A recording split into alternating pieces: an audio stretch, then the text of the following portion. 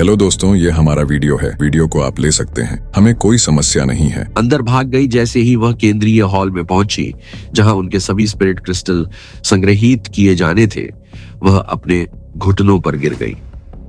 विशाल hall अब खाली था। उनके सभी स्पिरिट क्रिस्टल चोरी हो गए थे। आरव ने न केवल उनके सभी नुम चुरा लिए, बल्कि उसने उनके सभी स्पिरिट क्रिस्टल और सोल सीलिंग संरचनाओं का मूल भी ले लिया। इलियाना की क्रोधित दहाड़ पूरे अकादमी में गूंज उठी। दुर्भाग्य से वह पकड़ी गई। जिस व्यक्ति के लिए वह चिल्ला रहा था वह पहले ही अकादमी छोड़ चुका था। आरव पहले ही अकादमी छोड़ चुका था और लुमेन शहर के अंदर भीड़ भरी सड़क पर चल रहा था। उसने अकादमी से इतनी सारी चीजें चुरा ली थी कि अगर धन एक उपाय होता तो वह शायद राजा और प्रकाश के पवित्र पुजारी के बाद पूरे लुमेन साम्राज्य में तीसरा सबसे अमीर व्यक्ति होता। रात हो चुकी थी और चांद आसमान में ऊंचा लटका हुआ था।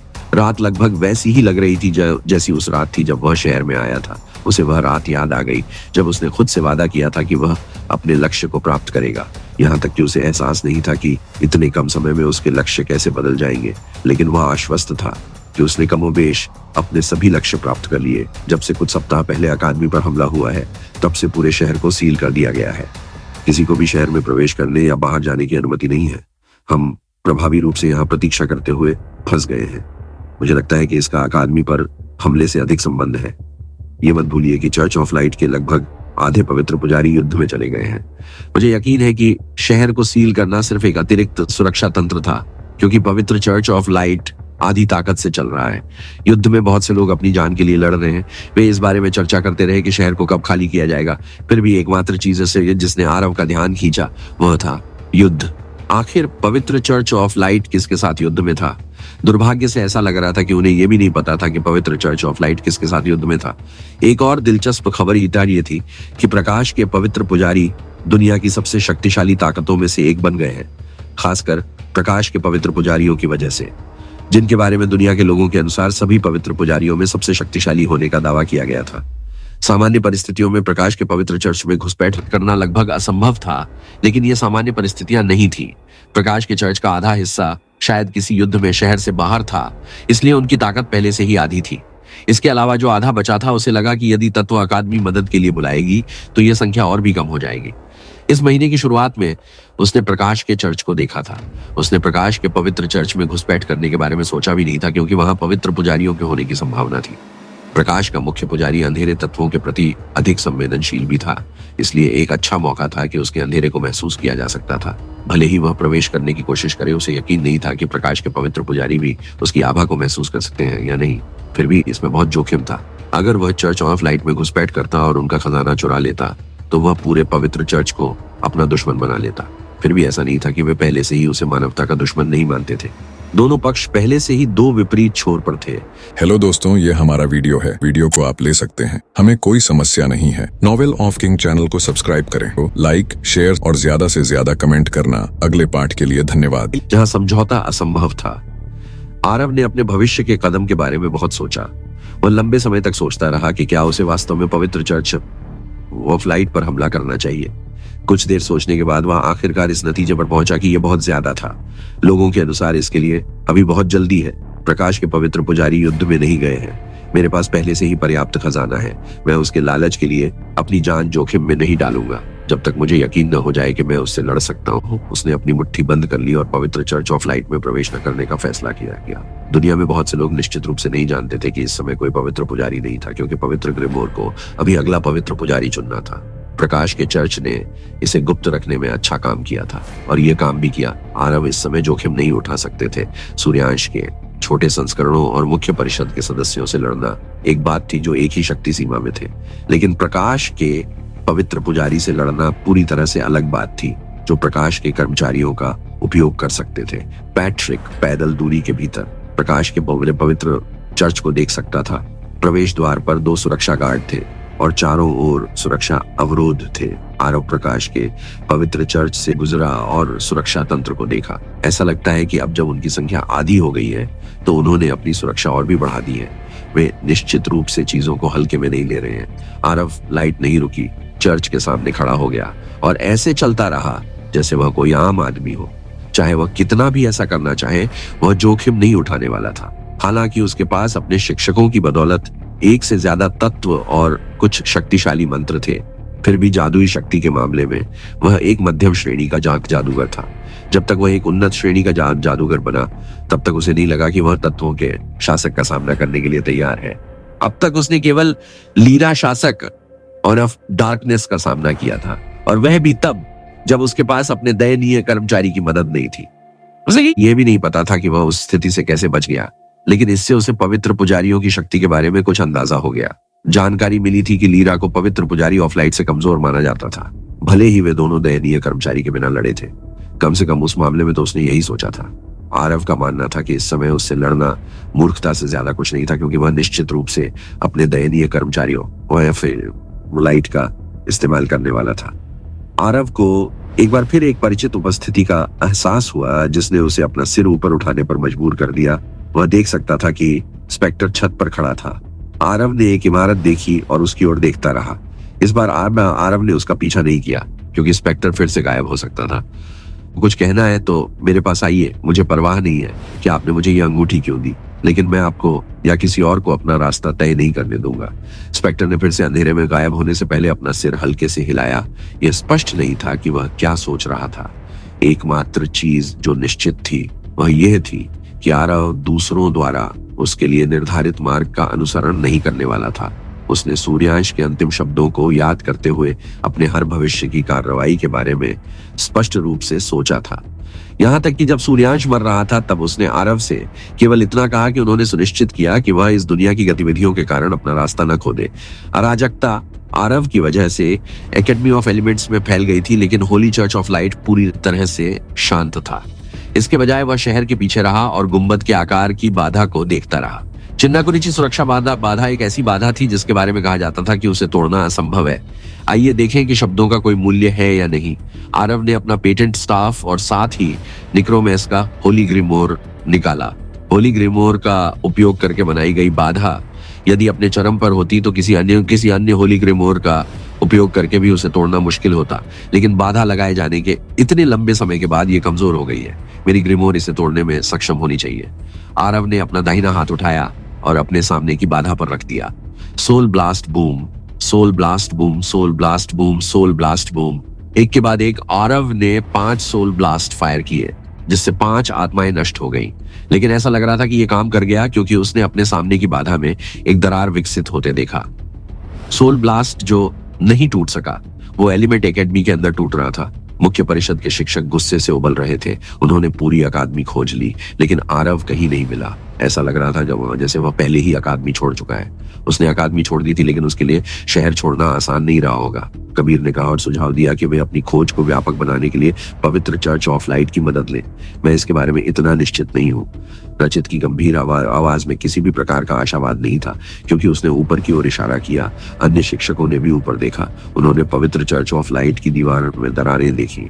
अगले कुछ सेकंड में पूरा अवरोध टूट गया और ऊर्जा में बदल गया, जो वापस प्रकृति में विलीन हो गया। उसने शहर छोड़ दिया, इलियाना ने संक्षेप में कहा। उसे यकीन था कि केवल एक व्यक्ति ही अवरोध को तोड़ सकता है। इसका मतलब केवल यह था कि वह पहले से ही निकास पर था। यहाँ तक कि प्रकाश के मुख्य पुजारियों को भी अवरोध टूटने की सूचना दी गई थी। वे सभी अपनी आंखों से इसे देखने के लिए चर्च से बाहर भागे। उन्होंने इसे अपनी आंखों से देखा, फिर भी उन्हें विश्वास करना मुश्किल लगा। ऐसा करने का चुनाव करना हम सभी के लिए बहुत परेशानी भरा हो सकता है। होली ग्रूमर ऑफ लाइट को लोगों ने सभी जात ग्रूमरों में सबसे शक्तिशाली ग्रूमर माना था। इस ग्रूमर का इस्तेमाल होली प्रीस्ट ऑफ लाइट ने चर्च ऑफ डार्कनेस को खत्म करने के लिए भी किया था, जिससे दुनिया के सामने इसकी श्रेष्ठता साबित हुई। पिछले युद्ध के बाद से बहुत से लोगों ने होली ग्रूमर ऑफ लाइट को इस्तेमाल होते नहीं देखा था, क्योंकि इसकी कभी जरूरत ही नहीं पड़ी। और हाल के वर्षों में लोगों ने होली प्रीस्ट ऑफ लाइट को भी नहीं देखा था। ग्रूमर ऑफ लाइट को तो छोड़ ही दीजिए। अफवाहों के बावजूद बहुत से लोगों को विश्वास नहीं हुआ कि होली प्रीस्ट ऑफ लाइट का अस्तित्व नहीं है। बहुत से लोगों के लिए इस पर विश्वास करना असंभव था। लगभग सभी नागरिकों ने उस अफवाह को बहुत मूर्खतापूर्ण माना। चर्च ने भी अपनी चुप्पी बनाए रखी और खुले तौर पर इन अफवाहों पर कोई ध्यान नहीं दिया। लेकिन गुप्त रूप से चर्च ने निश्चित रूप से लोगों की धारणा को प्रभावित किया, ताकि कोई भी इस पर विश्वास न करे, खासकर दूसरे चर्च। यहां तक कि जब से चर्च ऑफ लाइट अपने पिछले होली प्रीस्ट की मृत्यु के बाद से अपने अगले होली प्रीस्ट का धैर्यपूर्वक इंतजार कर रहा था, तब से ग्रिमोर ने किसी को नहीं चुना था। ऐसा लग रहा था मानो होली ग्रिमोर रे ऑफ लाइट पिछले कुछ सालों से गहरी नींद में सो गया था। अब जाकर वह जागने लगा था, जिससे हाई प्रीस्ट को लगने लगा था कि लाइट के अगले शासक के प्रकट होने का समय निकट था। दुर्भाग्य से यह बताना अभी भी बहुत जल्दी था कि वह कब होगा। यहाँ तक कि हाई प्रीस्ट को भी नहीं पता था कि होली ग्रिमोर ऑफ लाइट कब पूरी तरह से जाग सकता है। जब तक समय नहीं आया, होली ग्रिमोर ऑफ लाइट की रक्षा इस तरह से करनी थी मानो उनका जीवन उस पर निर्भर हो। आरव को इसका एहसास भी नहीं था, लेकिन उसने वास्तव में बिना किसी योजना के चर्च ऑफ लाइट में प्रवेश न करके एक बहुत बड़ा जोखिम टाल दिया था। जबकि यह सच था कि चर्च में लोगों की संख्या सामान्य से आधी रह गई थी। इसका मतलब यह नहीं था कि अब घुसपैठ करना आसान था। अगर कुछ था तो वह यही था। अब ये बहुत मुश्किल था जब चर्च अपनी पूरी ताकत पर था। वे बहुत आश्वस्त थे, इससे आत्मसंतुष्टि की स्थिति भी बनी, लेकिन वर्तमान में वे कोई जोखिम नहीं लेना चाहते थे क्योंकि वे कमजोर थे। यही कारण है कि उन्होंने चर्च के अंदर सभी जाल सक्रिय कर दिए थे जिसमें रक्षात्मक तंत्र भी शामिल था। वे इन सभी जालों को बनाए रखने के लिए बहुत सारे आत्मा पत्थरों को जला रहे थे, लेकिन अगर कोई ऐसा कर सकता था तो वे थे। वर्तमान में प्रकाश के पवित्र व्याकरण तक पहुंचना लगभग असंभव था। इसके अलावा प्रकाश के चर्च के अंदर प्रकाश के शासक का कथित अस्तित्व भी एक बहुत बड़ी बाधा थी। कोई भी पुष्टि नहीं कर सकता था कि अफवाह सच थी या नहीं, क्योंकि इसका मतलब था कि अगर प्रकाश का शासक वास्तव में अस्तित्व में है तो अपरिहार्य मृत्यु। इन सभी सुरक्षा सावधानियों के बावजूद प्रकाश के सभी मुख्य पुजारी अभी भी सतर्क थे, क्योंकि वे बाधा को टूटते हुए देख रहे थे। हालांकि वे अकेले नहीं थे। लुमेन शहर से हजारों किलोमीटर दूर एक व्यक्ति हवा में खड़ा था और लुमेन शहर की ओर देख रहा था। प्रकाश की बाधा टूट गई है। युवक ऐसा लग रहा था जैसे वह मुश्किल से एक जवान आदमी था। पूरी तरह से काले कपड़े पहने हुए था। उसने अपने पीछे एक लबादा पहना हुआ था जिसका कॉलर ऊपर उठा हुआ था। लबादा उसके कंधों पर लटक रहा था। लबादा उसके शरीर। जो बात बहुत से लोगों को नहीं पता थी वो ये कि इस आदमी का लबादा भी न्यूमेन था। वो सिर्फ न्यूमेन ही नहीं था बल्कि एक उच्च स्तरीय न्यूमेन था। ऐसा कहा जाता था कि ये उसे किसी भी जादुई हमले से बचाता था। लबादा किसी भी जादुई हमले को बेअसर कर देता था जो उसे छूता था। यही बात उस आदमी को इतना दुर्जय बनाती थी। कोई ये तर्क दे सकता था कि वो एक पवित्र पुजारी से भी ज्यादा खतरनाक था, भले ही उसकी जादुई शक्ति थोड़ी कम थी। आदमी के बाल 2 रंग के थे। उसके बालों का बायां हिस्सा चांदी का था जबकि बाकी हिस्सा भूरा था। ऐसा लगता है कि मैं बहुत देर से नहीं आया हूँ। इलियाना अतिशयोक्ति नहीं कर रही थी। युवा दिखने वाले आदमी ने थोड़ी उत्सुकता से टिप्पणी की। ऐसा लगता है कि हमारे नए मेहमान से मिलने का समय आ गया है। उसकी आकृति अंधेरे में गायब हो गई। अबादर शहर पर लगातार हमले हो रहे थे। यह साबित हुआ कि वो कितना मजबूत था। इन सब के बावजूद लोकेश अभी भी अच्छी स्थिति में नहीं दिख रहा था। उसकी टीम को भारी नुकसान उठाना पड़ा था। सबसे बुरी बात यह थी कि ये सभी हमले लंबी दूरी के थे। उसे उम्मीद थी कि जादूगर शहर में घुसने की कोशिश करेंगे और अंदर से हमला करेंगे, लेकिन ऐसा नहीं हुआ। इतने समय बाद भी वे अभी भी बहुत सतर्क हैं। वे शहर में प्रवेश नहीं कर रहे हैं। युवा नौकरानी को भी एहसास हुआ कि लोकेश इतना परेशान क्यों था। लोकेश ने गुस्से में अपनी मुट्ठी रेलिंग पर पटक दी। ऐसा लगता है कि उन्होंने पिछली बार से सबक सीख लिया है। वे जानते हैं कि जब वे बाहर होते हैं तो हम उन पर ठीक से हमला नहीं कर सकते हैं। यदि वे पूरी ताकत से शहर में प्रवेश करते हैं, उन्हें हमें पकड़ने और युद्ध को जल्दी खत्म करने में मुश्किल होती। हमारे पास उन पर हमला करने का मौका होता, लेकिन साथ ही हमें फायदा भी होता। हम उन्हें वहां चोट नहीं पहुंचा सकते थे जहां इससे सबसे ज्यादा चोट पहुंचती, लेकिन वे बहुत सतर्क हैं। लोकेश की योजना दुश्मनों को लुभाने पर निर्भर थी, इसलिए उसने उन्हें शहर में प्रवेश करने के कई तरीके दिए, बिना यह स्पष्ट किए कि उनकी सुरक्षा में ये खामियां जानबूझकर बनाई गई थी।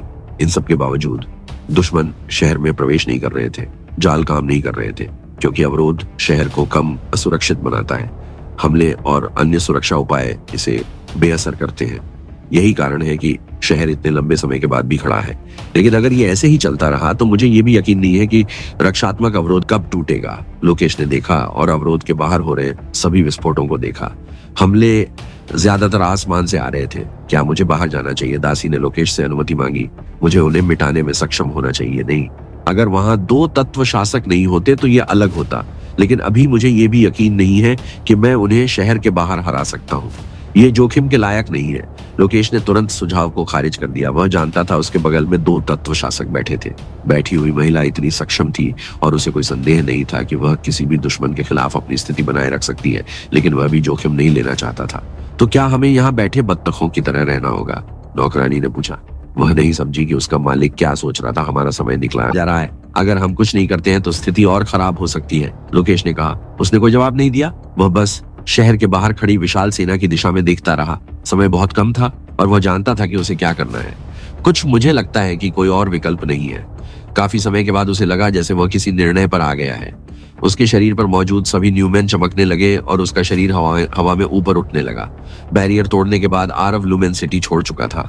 आमतौर पर कोई भी चिंतित होता कि अब जब उसने बैरियर तोड़ दिया है तो चर्च ऑफ लाइट उसके पीछे आएगा, लेकिन आरव जानता था कि इसके लिए उन्हें पहले उसे ढूंढना होगा। भले ही चर्च ऑफ लाइट को पता हो कि बैरियर पहले कहाँ टूटा, उसने जानबूझकर उस दिशा में अवरोध तोड़ा जिस दिशा में वह नहीं जाना चाहता था, जिसके कारण वह गलत रास्ते पर चला गया। इसके बजाय उसने अपने उड़ने वाले पंखों का उपयोग पूरी तरह से अलग रास्ता अपनाने के लिए किया। अब शहर में उसका काम खत्म हो गया था। उसने खुद से वादा किया था कि वह एडवांस्ड टियर मैच बनने के बाद वापस आएगा, लेकिन उससे पहले उसे कई चीजों के बारे में सोचना और उनका ख्याल रखना था। 7th फ्लोर पर उसने जो देखा, उसके बाद उसे एहसास हुआ कि उसे पहले और भी जरूरी काम करने होंगे। जब आरव लुमेन सिटी से दूर जा रहा था तो उसने देखा कि एक व्यक्ति दूर से उसकी ओर आ रहा है। वह व्यक्ति पीछे से नहीं बल्कि सामने से उसका पीछा कर रहा था। आरव ने पहले से ही अंगूठी पहन रखी थी, इसलिए उसे यकीन था कि उसकी आंखें की आभा लीक नहीं हो रही है। उसने अपने दस्तानों को भी पहले ही शुद्ध कर लिया था जो उसके एलिमेंटल मार्क्स को छिपा रहे थे। अंदर आते हुए उसने अपनी गति रोक दी। आरव भी रुक गया। यह स्पष्ट था कि वह आदमी कोई साधारण यात्री नहीं था, क्योंकि उसने उस व्यक्ति को पहचान लिया था। मुझे लगता है कि मुझे आपको उस अवरोध को नष्ट करने का श्रेय देना चाहिए, जवान दिखने वाले आदमी ने पूछा, जिस पर आरव ने अपनी भौहें उठाई।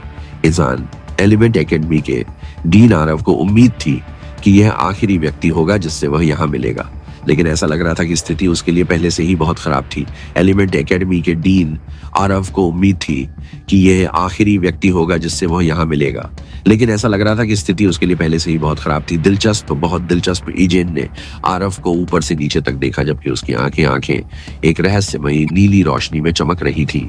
किसी भी मौलिक आभा का एक टुकड़ा भी नहीं। फिर भी आप उड़ रहे हैं। यह उसके लिए तुरंत स्पष्ट था कि आरव वह व्यक्ति था। वह शहर की दिशा से आ रहा था। बैरियर टूटने के बाद बहुत से लोग पूरी स्थिति को समझे बिना शहर नहीं छोड़ेंगे जब तक कि वे न हो जिन्होंने पहली बार बैरियर तोड़ा। मुझे लगता है कि आप अपने उस आभा को छिपाने के लिए न्यूमेन का उपयोग कर रहे हैं, और अगर मैं गलत नहीं हूं तो वह न्यूमेन हमारा नहीं है। लोकेश वह व्यक्ति है जिसने इसे आपको दिया। उसे यकीन नहीं था कि रॉयल एकेडमी ऑफ एलिमेंट्स में प्रवेश करने से पहले आरव के पास कितने न्यूमेन थे, लेकिन एक बात स्पष्ट थी। इजेन के दिमाग में एक विचार था। वह आसानी से मान सकता था कि अभी आरव ही वह व्यक्ति है जिसके पास पूरा न्यूमेन है। दुनिया में सबसे ज्यादा न्यूमेन है, लोकेश से भी ज्यादा। आरव को भी एहसास हुआ कि स्थिति गड़बड़ है। उसने सूर्यांश और देवांश का सामना किया था। दोनों निश्चित रूप से मजबूत थे, लेकिन इजेन वास्तव में लंबे समय तक जीवित रहा था। इजेन के छोटे संस्करण के विपरीत जो 9वीं मंजिल पर था, यह इजेन असली सौदा था। वह एक उचित विकास से गुजरा था अकादमी के, लेकिन टॉवर के अंदर 2 संस्थापकों के 30 साल पुराने संस्करण समान नहीं थे। ये इजेन टॉवर के अंदर देखे गए किसी भी व्यक्ति की तुलना में अधिक शक्तिशाली था। इजेन लाजरस आरव ने अपनी मुट्ठियां भींच ली। उसके हाव भाव कमोबेश एक जैसे थे, लेकिन उसकी आंखों में चिंता सहित बहुत सारे भाव थे। वह इस समय किसी से भी लड़ना नहीं चाहता था, कम से कम किसी पवित्र पुजारी इजेन से तो नहीं। उसने सोचा होगा कि ऐसा इसलिए था क्योंकि आरव ने उस पर कुछ मानसिक जादू का इस्तेमाल किया था, लेकिन यह असंभव था। उसका लबादा न केवल उसे सभी जादुई मंत्रों से बचाता था, बल्कि मानसिक हमलों के खिलाफ उसके दिमाग को भी मजबूत करता था। कोई भी उसके दिमाग को नहीं पढ़ सकता था या ये नहीं देख सकता था कि वह क्या सोच रहा है। खैर, इससे कोई फर्क नहीं पड़ता कि आप कैसे जानते हैं। जो मायने रखता है वह ये है कि आप मेरे साथ अकादमी में वापस आएंगे। मुझे यकीन है कि आपको वहां बहुत सारे सवालों के जवाब देने होंगे। अब जब एजेन यहाँ था तो कोई रास्ता नहीं था कि वह आरव को जाने दे, और उसे हराना एक अनुभवी पवित्र पुजारी के लिए भी सिरदर्द था। अकेले आरव को छोड़ दे तब भी वह यहाँ आत्मसमर्पण नहीं करने वाला था। अगर मैं नहीं कहता तो क्या होगा? आरव ऊंचाई से नीचे गिर गया और जमीन पर गिर गया। एजेन भी आरव से डरता था। वह थोड़ी दूर पर जमीन पर गिर गया। मुझे डर है कि इस मामले में आपके पास कोई विकल्प नहीं है।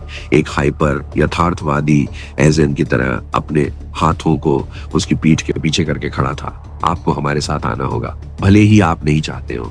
एक और वाक्य आया, लेकिन आपने विरोध किया। हमें आपको वापस लाने के लिए बल का उपयोग करना उसके दाईं ओर दिखाई दिया। अब यह तय करना आपके ऊपर है कि आप शांतिपूर्वक आत्मसमर्पण करना चाहते हैं या मुझे ऐसा करने के लिए मजबूर करना चाहते हैं। यदि यह दूसरा विकल्प है तो यह आपके लिए बहुत बुरा होगा। एक के बाद एक आवाजें तेज होती गईं क्योंकि 20 से अधिक लोग उन्हें घेर रहे थे और 10 मीटर के दायरे का एक घेरा बना रहे थे, जिसके केंद्र में आरव था। वहां बहुत सारे एजेंट थे और ये पता लगाना असंभव था कि उनमें से कौन असली था। ये निश्चित रूप से प्रकाश का डाला जादू था, लेकिन यहाँ ये निर्दोष था। हर एजेंट की ये नियाभा पूरी तरह से समान थी, भले ही उसने उनमें से किसी पर हमला करने की कोशिश की हो। यह स्पष्ट नहीं था कि यह वास्तविक होगा या नहीं। अंधकार का स्वर्ग एक बार, इसलिए इसका फिर से उपयोग करना निश्चित रूप से उसकी आत्मा पर एक बड़ा बोझ था। लेकिन इस समय यह एकमात्र मंत्र था जिसके बारे में वह सोच सकता था, जो इतने बड़े क्षेत्र को कवर करता था। यदि यह सिर्फ एक व्यक्ति होता तो वह मृतकों के क्रोध का उपयोग कर सकता था, लेकिन इतने सारे लोगों के साथ यह उसके सबसे शक्तिशाली मंत्र की बर्बादी थी। उसे अंततः एहसास हुआ कि उसके पास इस मामले में कोई विकल्प नहीं था और साथ ही अपनी इंद्रियों को बढ़ाया, जबकि दुश्मन की इंद्रियों को कमजोर किया। उसने अंधेरे का स्वर्ग बनाने के लिए शब्दहीन मंत्र का इस्तेमाल किया। जमीन से घना कोहरा उठने लगा जिसने आसपास के क्षेत्र को ढक लिया। आरव का क्षेत्र वापस आ गया था, हालांकि इस बार यह अधिक भारी था। आरव, हमने इस मंत्र का इस्तेमाल किया। इजेन कोहरा देखते ही चौंक गया। ऐसा इसलिए नहीं था कि वह इस मंत्र से अवगत नहीं था, वह डरा हुआ था, बल्कि इसलिए कि वह पहले हार गया था और उस हार में सबसे बड़ा योगदान अंधेरे के स्वर्ग का था। वह इस क्षेत्र में वापस लड़ भी नहीं सकता था। हारने के बाद, टॉवर से बाहर आने के बाद भी उसने किसी को नहीं बताया कि टॉवर के अंदर क्या हुआ था। आप संस्थापक के खोए हुए मंत्र को कैसे जानते हैं? इजेन ने आरव से पूछा। वह युवक को उस मंत्र का उपयोग करते देख आश्चर्यचकित था, जो उसने मुझे सिखाया था। आरव ने उत्तर दिया, शायद क्योंकि आप सभी ने उसे पूरी तरह से निराश कर दिया है। मैं समझता हूँ कि किसी कारण से ऐसा हुआ है। इजेन ने उसकी कई बात पर संदेह नहीं किया। यह एक ज्ञात तथ्य था कि सूर्यांश ने कभी भी बाहरी दुनिया में किसी को यह मंत्र नहीं सिखाया। उसने मंत्र को कहीं भी नहीं लिखा। मंत्र हमेशा उसके पास रहता था। यह देखना असंभव नहीं था कि वह आरव को वह मंत्र सिखा सकता है। मुझे लगता है कि आपने उसे उसके कबीले की स्थिति के बारे में पहले ही बता दिया है। अब केवल एक ही सवाल बचा था कि इजेन उसे यह मंत्र क्यों सिखाएगा, और आरव के शब्दों ने पहले ही इसका उत्तर दे दिया था। आरव ने वह मंत्र दे दिया। आरव को अंधकार का एक पवित्र पुजारी माना जाता था और कुछ बचे हुए अंधकार जादूगरों में से एक सूर्यांश उसे निश्चित रूप से मरने नहीं देगा, चाहे कुछ भी हो। उसने आरव को यह मंत्र सिखाया ताकि वह अपनी रक्षा कर सके। आरव भी एक अंधकार जादूगर था, इसलिए उसे भी इस मंत्र से लगाव था। इसलिए यह बहुत चौंकाने वाला नहीं था। मुझे कहना चाहिए कि मंत्र वास्तव में अच्छा था। मैं स्वयं भी उस मंत्र से पराजित हुआ था, लेकिन अब समय बदल गया है। मैं उसे अब वह मंत्र नहीं सिखाने वाला। मैं खुद को फिर कभी ऐसी स्थिति में नहीं पाऊंगा। अगेन अंधेरे स्वर्ग के बीच में होने के बावजूद डरा हुआ नहीं लग रहा था। अगर कुछ था तो वह केवल खुश था। ऐसा लग रहा था जैसे उसे यकीन था कि किसी कारण से यह मंत्र उसके लिए हानिरहित था। अगेन को फंसाने के लिए जमीन से अंधेरे बेड़ियां निकली, जबकि आरव अंधेरे धुंध में गायब हो गया। अगेन की कलाई और टखनों के चारों ओर लिपटा हुआ बरसर्क उसके शरीर को छूते ही टूट गया। यहां तक कि आरव, जो हमला करने के लिए अंधेरे में छिपा था, वह दंग रह गया। एगेन ने अभी तक कोई जादू नहीं किया था। उसने बेड़ियां तोड़ दी। कैसे? एक काला भाला जमीन से निकला और एगेन पर हमला किया, लेकिन जैसे ही उसने एगेन को छुआ, वह भी प्रकाश के कणों में बदल गया और गायब हो गया। यह देखना असंभव था कि क्या हो रहा था। यह पहली बार था जब आरव इस तरह की घटना देख रहा था। ऐसा लग रहा था कि चाहे कुछ भी हो, एगेन अपने अंधेरे स्वर्ग से अछूता था। अगर ये मेरे अलावा कोई और होता तो जादू आपको जीतने में मदद कर सकता था। वही आंखें उसकी आभा को देखने की कोशिश करने के लिए, और अब 20 एजेंट में से 3 एक ही समय में चले गए। आरव एक छाया में बदल गया। स्थान बदलते हुए वह एक अलग जगह पर दिखाई दिया, लेकिन वहां भी वह सुरक्षित नहीं था, क्योंकि एजेंट के एक अन्य क्लोन ने वहां भी उस पर हमला कर दिया। डार्क बोल्ट आरव ने अपना बायां हाथ उठाया और हमला कर दिया। दुर्भाग्य से उसका डार्क बोल्ट भी एजेंट को छूते ही गायब हो गया। उसे कोई नुकसान नहीं हुआ। आरव वापस उड़ गया और उसी स्थान पर पहुंच गया जहां वह पहले था। उसका चेहरा सवालों से भरा था। उसे बिल्कुल पता नहीं था कि यहाँ क्या हो रहा था। उसके मंत्र एजेंट पे काम क्यों नहीं कर रहे थे। आखिर ये रहस्य क्या था? जैसा कि मैंने कहा, अगर ये कोई और होता तो ये काम कर सकता था, लेकिन दुर्भाग्य से आप गलत दुश्मन के खिलाफ हैं। उनके अनुसार इसका केवल एक ही मतलब हो सकता है, आप नए लोगों का उपयोग कर रहे हैं। एजेंट थोड़ा प्रभावित हुआ कि सार्थक रहस्य का अनुमान लगाने में कामयाब रहा। भले ही उसने उस नए आदमी बारे में बात नहीं की।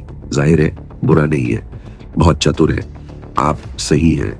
ये सब नए आदमी के लिए धन्यवाद है। कोई फर्क नहीं पड़ता कि आप किस मंत्र का उपयोग करते हैं, इसका मुझ पर कोई प्रभाव नहीं पड़ता है। कम से कम मुझे ऐसा कोई मंत्र नहीं मिला है जो मेरे नए आदमी की सुरक्षा को दरकिनार करके मुझे नुकसान पहुंचा सके। इज़न ने कबूल किया कि अब आरव ने अनुमान लगा लिया था। वह इससे इनकार कर सकता था और झूठ बोल सकता था, लेकिन उसने ऐसा करने की कोई जरूरत नहीं समझी। भले ही आरव को इसके बारे में पता था, वह इससे ज्यादा कुछ नहीं कर सकता था। भले ही आरव को पता था कि उसके पास एक नया आदमी है, लेकिन उसकी कौन सी वस्तु वह विशिष्ट नया आदमी था, यह पता लगाना एक और असंभव काम था। अगर उसने इसे अपनी आंखों से देखा होता तो उसे यकीन करना मुश्किल होता, लेकिन अब जब उसने देखा तो यह बिल्कुल तय था कि दिन के अंत में कोहरा और उसका डार्क पैराडाइज जादुई था। चाहे उसने कोई भी मंत्र इस्तेमाल किया हो, इज़न को कोई नुकसान नहीं पहुंचा था। अगर यह सबूत पर्याप्त नहीं था तो उसे नहीं पता था कि यह क्या था। आरव ने अपनी मुट्ठियां भींच ली। मैं समझता हूं कि मंत्र आपके लिए बेकार है, लेकिन शारीरिक हमलों का क्या? वह यहां भी हारना नहीं चाहता था। तो क्या हुआ अगर वह इज़न को चोट पहुंचाने के लिए जादुई मंत्रों का उपयोग नहीं कर सकता था? उसे बस रणनीति बदलनी थी, और यही उसने किया जब उसने एक खूनी लाल तलवार को बुलाया। एक नया आदमी जो सभी जादुई हमलों का मुकाबला कर सकता था। दुनिया में बहुत से लोगों ने इसके बारे में सोचा भी नहीं था। इसके अस्तित्व की संभावना, ऐसे नुमान के बारे में बहुत कम लोग जानते थे, और लोकेश उन लोगों में से एक था। लोकेश जिस खजाने की सालों से तलाश कर रहा था वो था नाली का केव। फिक्शन उसकी लिस्ट में सबसे ऊपर था। इजेन के हाथों में पड़ने से पहले फिक्शन उसके जीवन का सबसे बड़ा अफसोस था, जिसे वो बदल नहीं सकता था। काश मुझे वो उस आदमी से पहले मिल जाता तो मुझे पवित्र पुजारियों का सामना करते हुए भी चिंता नहीं करनी पड़ती। काश मैं वहां थोड़ा तेज होता। लोकेश आसमान में ऊंचा उड़ गया, अपने शहर की बैरियर के ठीक नीचे रुक गया। वहां से वो पूरी युद्ध भूमि देख सकता था। वो दूर से दो पवित्र पुजारियों को देख सकता था। जैसे ही उसने अपना नुस्ख इस्तेमाल किया, उसके गले में एक पेंडेंट चमकने। हेलो दोस्तों, ये हमारा वीडियो है। वीडियो को आप ले सकते हैं, हमें कोई समस्या नहीं है। नॉवेल ऑफ किंग चैनल को सब्सक्राइब करें, लाइक, शेयर और ज्यादा से ज्यादा कमेंट करना। अगले पार्ट के लिए धन्यवाद। लगा, एलोरा, क्या तुम सच में मुझ पर हमला करना चाहते हो, जबकि मैंने तुम्हारी इतनी मदद की है? गद्दारों की बात करो तो तुम सबसे बड़े गद्दार हो। कुछ हफ्ते पहले ही तुम हमारी मेहमान नवाजी का आनंद ले रहे थे, और अब तुम उसी शहर को नष्ट करने की कोशिश कर रहे हो। उसकी आवाज दूर दूर तक पहुंची उसके धनुष की बदौलत। युद्ध भूमि पर मौजूद सभी लोग, उस आदमी ने उसकी बातें सुनी और कुछ देर के लिए अपने हमले रोक दिए। हम तुम्हें विश्वासघात के लिए माफ नहीं कर सकते मानवता। कितने भारी शब्द। तुम सोचती हो कि जो कुछ भी तुम्हारी इच्छा के अनुसार नहीं होता वह मानवता के साथ विश्वासघात है। लोकेश ने व्यंग्यात्मक ढंग से उत्तर दिया। एलोरा, मेरी बातों पर पूरा ध्यान दो। चाहे तुम कितना भी जोरदार हमला करो या कितनी भी शक्ति का उपयोग करो, तुम इस शहर को अपने लिए कभी नहीं गिरा सकती। उसने अपना ध्यान दूसरी पवित्र पुजारी आलिया की ओर लगाया। बिजली की शासक, मुझे उम्मीद थी कि एलोरा कायर होगी, लेकिन तुम्हारी कायरता निश्चित रूप से आश्चर्यजनक थी। तुम मुझे मारने के लिए मेरे शहर में घुसने से भी डरते हो, और तुम सिर्फ इस शहर को बर्बाद करने की बात करते हो। तुम कितने बेतुके हो आलिया। पहले से ही बहुत आवेगी थी, और लोकेश की बातों ने उसे और भी गुस्सा दिला दिया। अगर तुम यही चाहते हो तो मैं तुम्हें अभी मार डालूंगा। आलिया हवा में उठी और उसके चारों ओर बिजली चमकने लगी, और वह सीधे शहर की ओर उड़ गई। अरे, ये तो एक बच्चे से कैंडी छीनने जितना आसान है। भले ही लोकेश ने इसे नहीं दिखाया, वह काफी खुश था कि आलिया ने उसका लालच स्वीकार कर लिया। अगर वह वास्तव में शहर के अंदर आती तो वह इसे नष्ट करने, दुश्मनों को कमजोर करने और उन्हें डराने के तरीके खोज सकता था। रुको, ऐसा लग रहा था जैसे एलोरा समझ गई थी कि लोकेश क्या करने की कोशिश कर रहा था। वह आलिया के सामने आई और उसका रास्ता रोक दिया ताकि वह चाल में न फंसे। एलोरा आलिया से बहुत छोटी थी, लेकिन वह निश्चित रूप से अधिक परिपक्व और कम आवेगी थी। वह स्थिति को बेहतर समझती थी और जानती थी कि लोकेश कितना चतुर है। अगर उसके हारने की थोड़ी सी भी संभावना होती तो वह उन्हें अंदर आने के लिए नहीं कहता। उसकी चाल में मत फंसो, वह तुम्हें उकसाने की कोशिश कर रहा है, एलोरा ने कहा। जरा सोचो, हमें संबोधित करने और हमें शहर के अंदर लाने के लिए उसे ये सस्ती चाल अपनानी पड़ी। अगर वो चिंतित नहीं होता, वो ऐसा क्यों करेगा? इसका मतलब ये होगा कि हमारे हमले काम कर रहे हैं, और शहर की बाधा कभी भी तोड़ी जा सकती है। उसके जाल में मत फंसो। लोकेश एलोरा की बातें सुनकर थोड़ा हैरान हुआ, जो उसके इरादों को भांपने में कामयाब रही, लेकिन फिर भी उसने हार नहीं मानी। हाँ, अपनी कायरता के लिए बहाने ढूंढो। जैसा कि मैंने पहले कहा, तुम कोई भी बहाना बना सकते हो। इससे यह तथ्य नहीं छिपेगा कि तुम कायर हो। मेरा सुझाव मानो शहर पर बाहर से हमला करते रहो, और 1 या 2 महीने बाद जब तुम थक जाओ तो वहां से चले जाओ। किसी भी हालत में तुम शहर में प्रवेश नहीं कर पाओगे। लोकेश की हंसी युद्ध के मैदान में गूंज उठी। क्योंकि उसने एक सूक्ष्म संदेश देने के लिए सावधानी से योजनाबद्ध शब्द बोले। फिर वह नीचे गया और अपनी नौकरानी के बगल में बालकनी में बैठ गया। जैसे ही वह अपने दुश्मनों की नजरों से दूर उतरा, उसका खुश चेहरा गायब हो गया और एक गंभीर चेहरे में बदल गया। वह अपने कमरे में प्रवेश कर रत्न जड़ित सिंहासन पर बैठ गया। वह मेरा कुछ नहीं कर सकता, मैं उसे अंदर से मार डालूंगी। वह आदमी बहुत घमंडी हो गया है। अब समय आ गया है कि मैं उसे उसके घर वापस ले जाऊं। आलिया ने अपनी दयनीय बिजली की छड़ को मजबूती से पकड़ते हुए कहा, मुझे पता है कि तुम उसे हरा सकते हो, लेकिन हमें अतीत को नहीं भूलना चाहिए। अब बुरे शहर को एक नया आदमी कहा जाता है जो उसे और भी शक्तिशाली बनाता है। जब तक वह शहर के अंदर है, इससे कोई फर्क नहीं पड़ता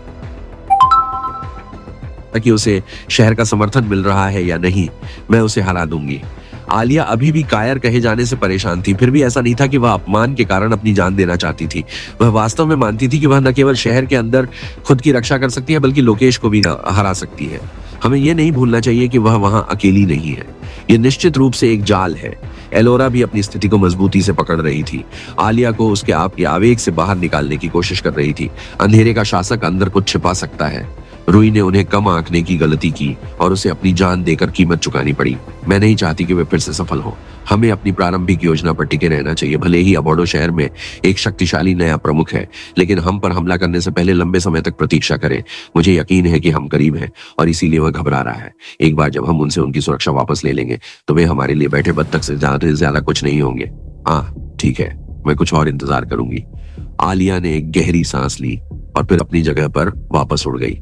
उसने शहर पर अपने सामान्य लंबी दूरी के हमले फिर से शुरू कर दिए।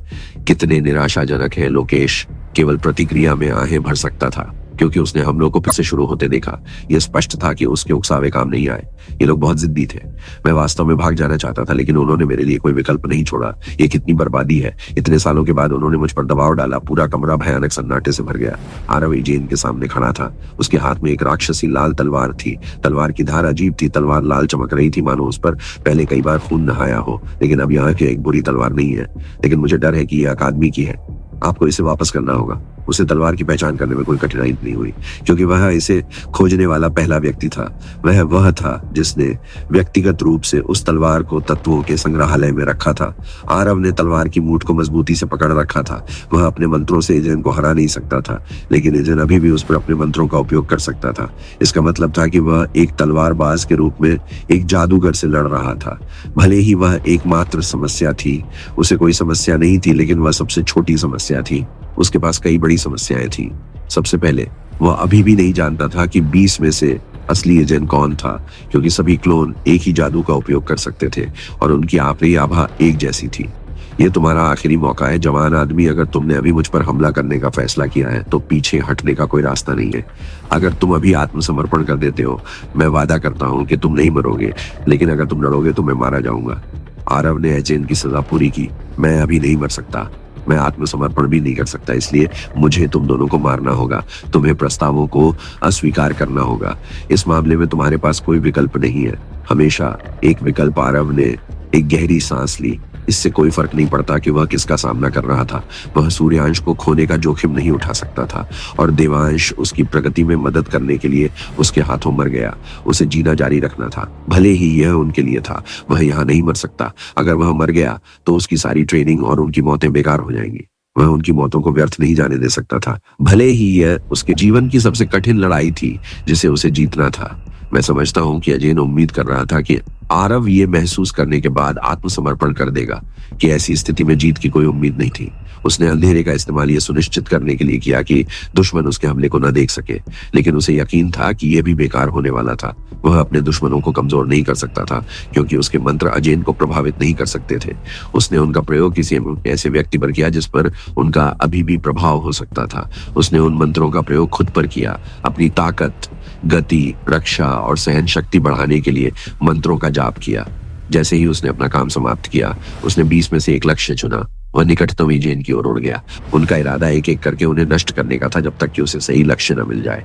अभी भी बहुत धीमा। जब एजेन ने आरव को अपने करीब आते देखा तो वह प्रतिक्रिया में केवल अपना सिर हिला सकता था। उसने बस अपनी उंगली चटकाई और एक छोटा मंत्र पढ़ा। बूम। आरव के ठीक सामने प्रकाश की एक गेंद प्रकट हुई। जैसे ही वह उसके करीब पहुंची, ये फट गई।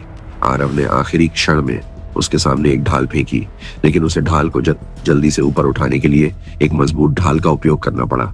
जैसे ही आरव का शरीर पीछे की ओर उड़ गया, ढाल भी टूट गई।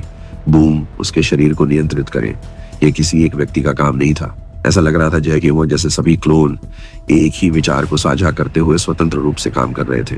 पूरी बात ठीक नहीं हुई। आरव को पूरे शरीर में जलन महसूस हुई, जिससे वह दर्द से चीख उठा। जैसा कि मैंने आपको पहले बताया था कि मेरे खिलाफ मुझे हराने का कोई मौका नहीं है।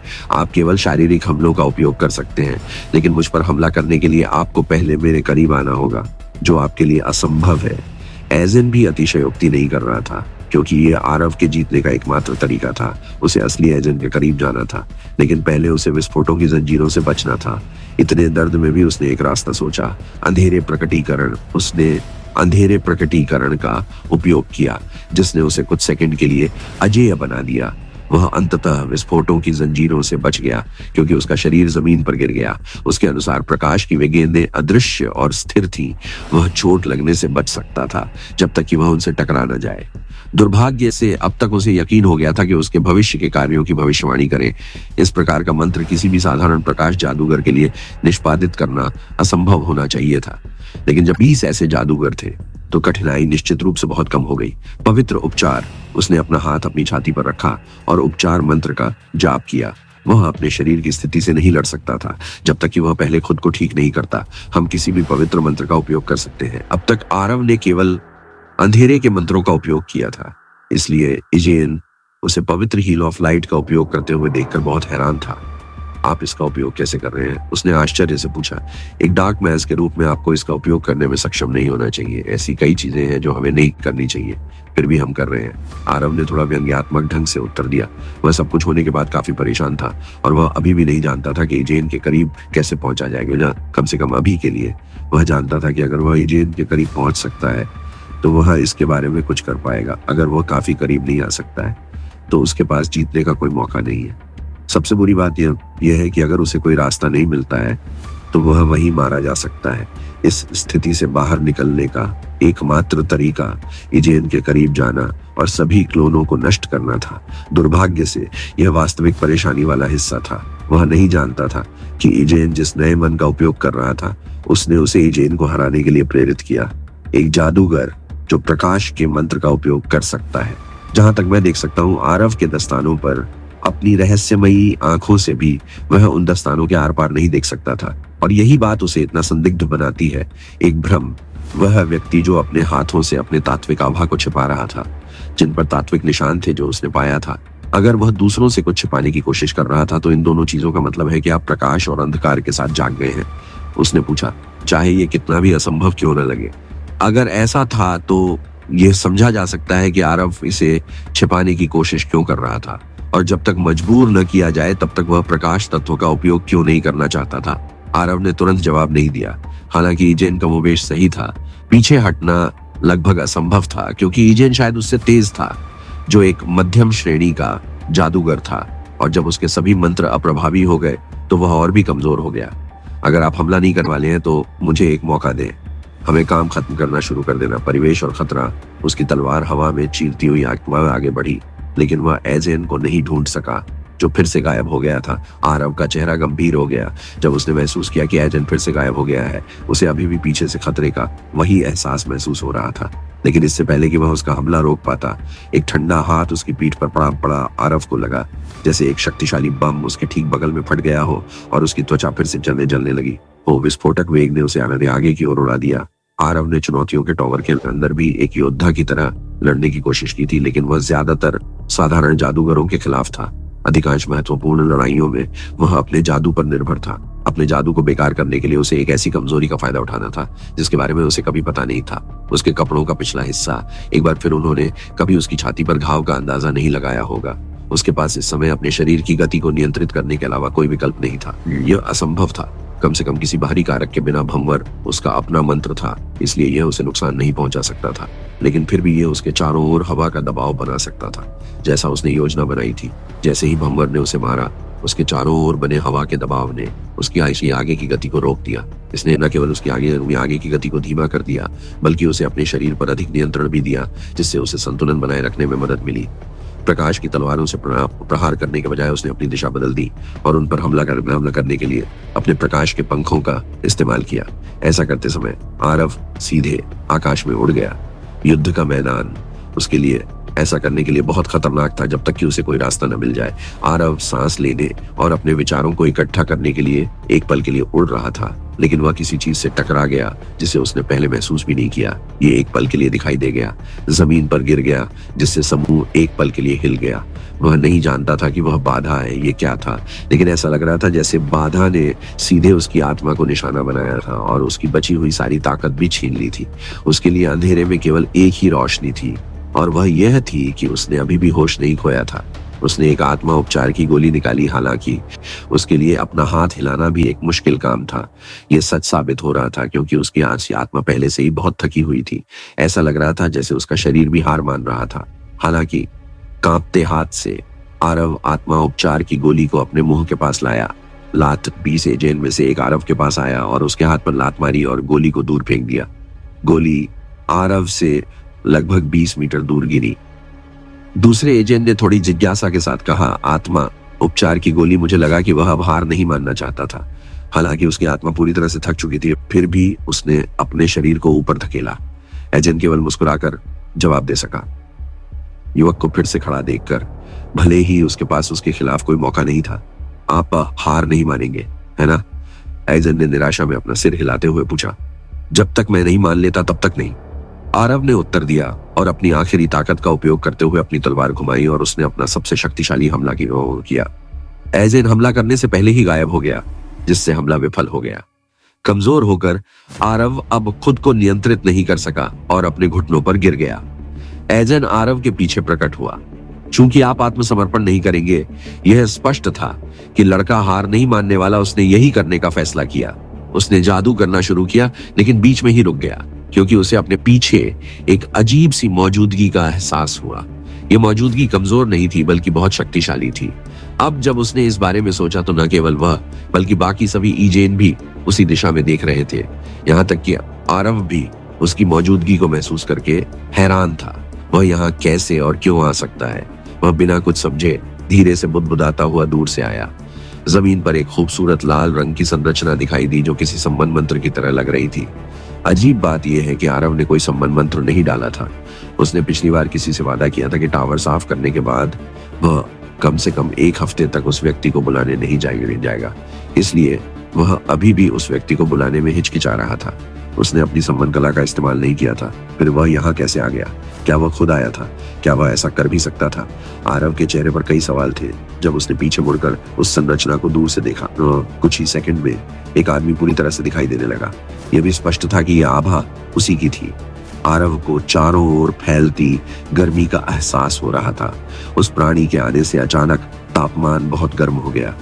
कुछ देर पहले नरक के राजा मृतकों के राज्य ने दम फिरो पर अपना गुस्सा निकालना समाप्त किया था, जिसने उसके घोड़े पर हमला करने की हिम्मत की थी।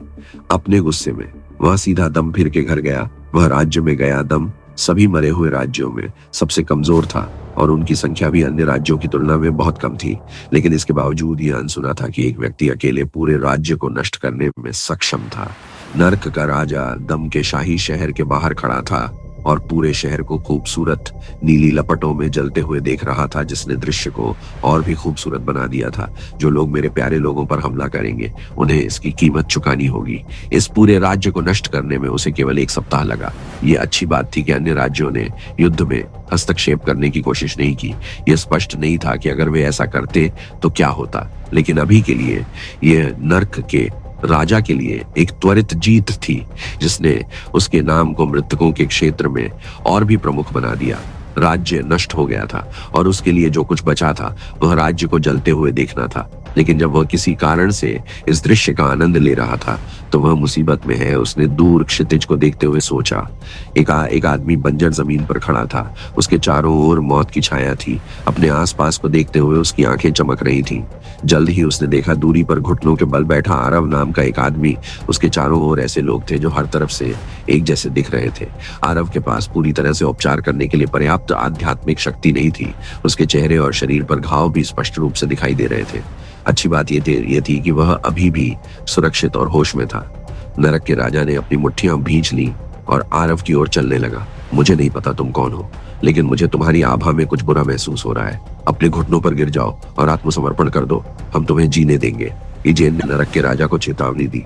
उसकी नीति दुश्मन पर हमला करने से पहले उसे चेतावनी देने की थी।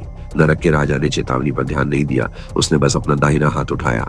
बाकी अभी भी मौजूद थे, जिससे आरव को यकीन हो गया कि असली क्लोन अभी भी जीवित है। वह उन सभी में सबसे शक्तिशाली भी था, क्योंकि सभी क्लोनों में उसकी ताकत का केवल एक अंश था।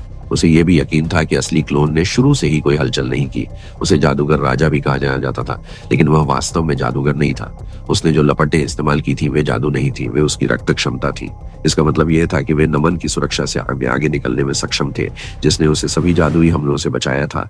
ऐसा लग रहा था कि स्थिति उनके पक्ष में हो गई थी, लेकिन अभी भी पूरी तरह से नहीं, क्योंकि उसने अभी तक कोई कदम नहीं उठाया था। मुझे भी उसकी मदद करनी होगी। आरव ने अपनी आत्मा का इस्तेमाल किया। आरव ने अपनी आत्मा को ठीक करने के लिए एक और आत्मा उपचार की गोली बुलाई, क्योंकि अब हर कोई विचलित था। दुर्भाग्य से अब आत्मा उपचार की गोली उसके हाथ में थी। वह इसके साथ कुछ नहीं कर सकता था, क्योंकि उसके हाथ उसकी बात नहीं सुन रहे थे। ऐसा लग रहा था कि उसके हाथ पत्थर में बदल गए और आगे बढ़ने में असमर्थ थे। 7 फर्श सही था।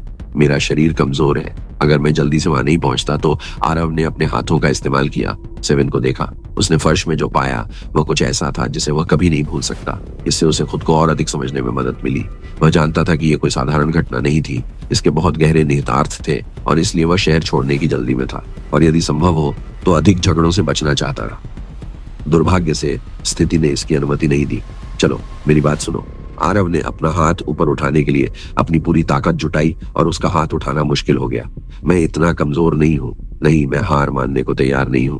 उसने फिर से कोशिश करने से पहले अपने शरीर को कुछ क्षणों के लिए आराम दिया। उसने केवल एक चीज बदली थी, वह यह थी कि उसने इस बार अपनी आंखें बंद कर ली थी। हैरानी की बात है कि वह आखिरकार अपना हाथ हिलाने में सक्षम हो गया। यह अभी भी भारी था, और उसके लिए यह ऐसा था जैसे वह एक भारी हथौड़ा उठा रहा हो, लेकिन उसने परवाह नहीं की। लड़ाई अभी शुरू हुई थी। जैसे जैसे ही उसने बाधा को मारा, इसने उसकी ताकत बढ़ा दी।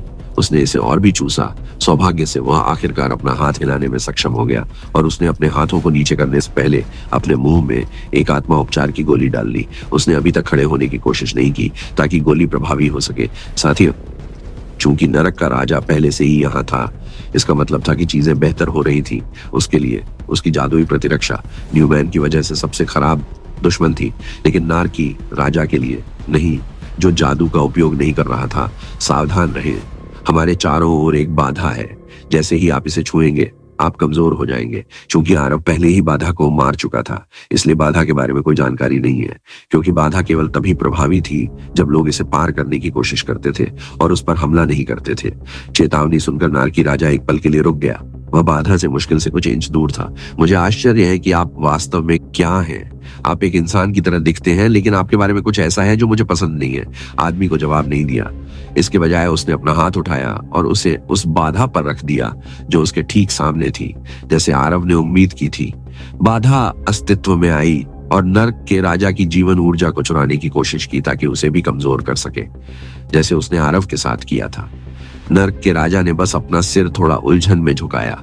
वह बाधा से कुछ भी महसूस नहीं कर सका। वह बिल्कुल भी कमजोर नहीं हुआ था, बिल्कुल नहीं। इसीलिए बाधा उससे कुछ भी नहीं छीन सकी। यह उसके लिए बस एक साधारण बाधा बन गई।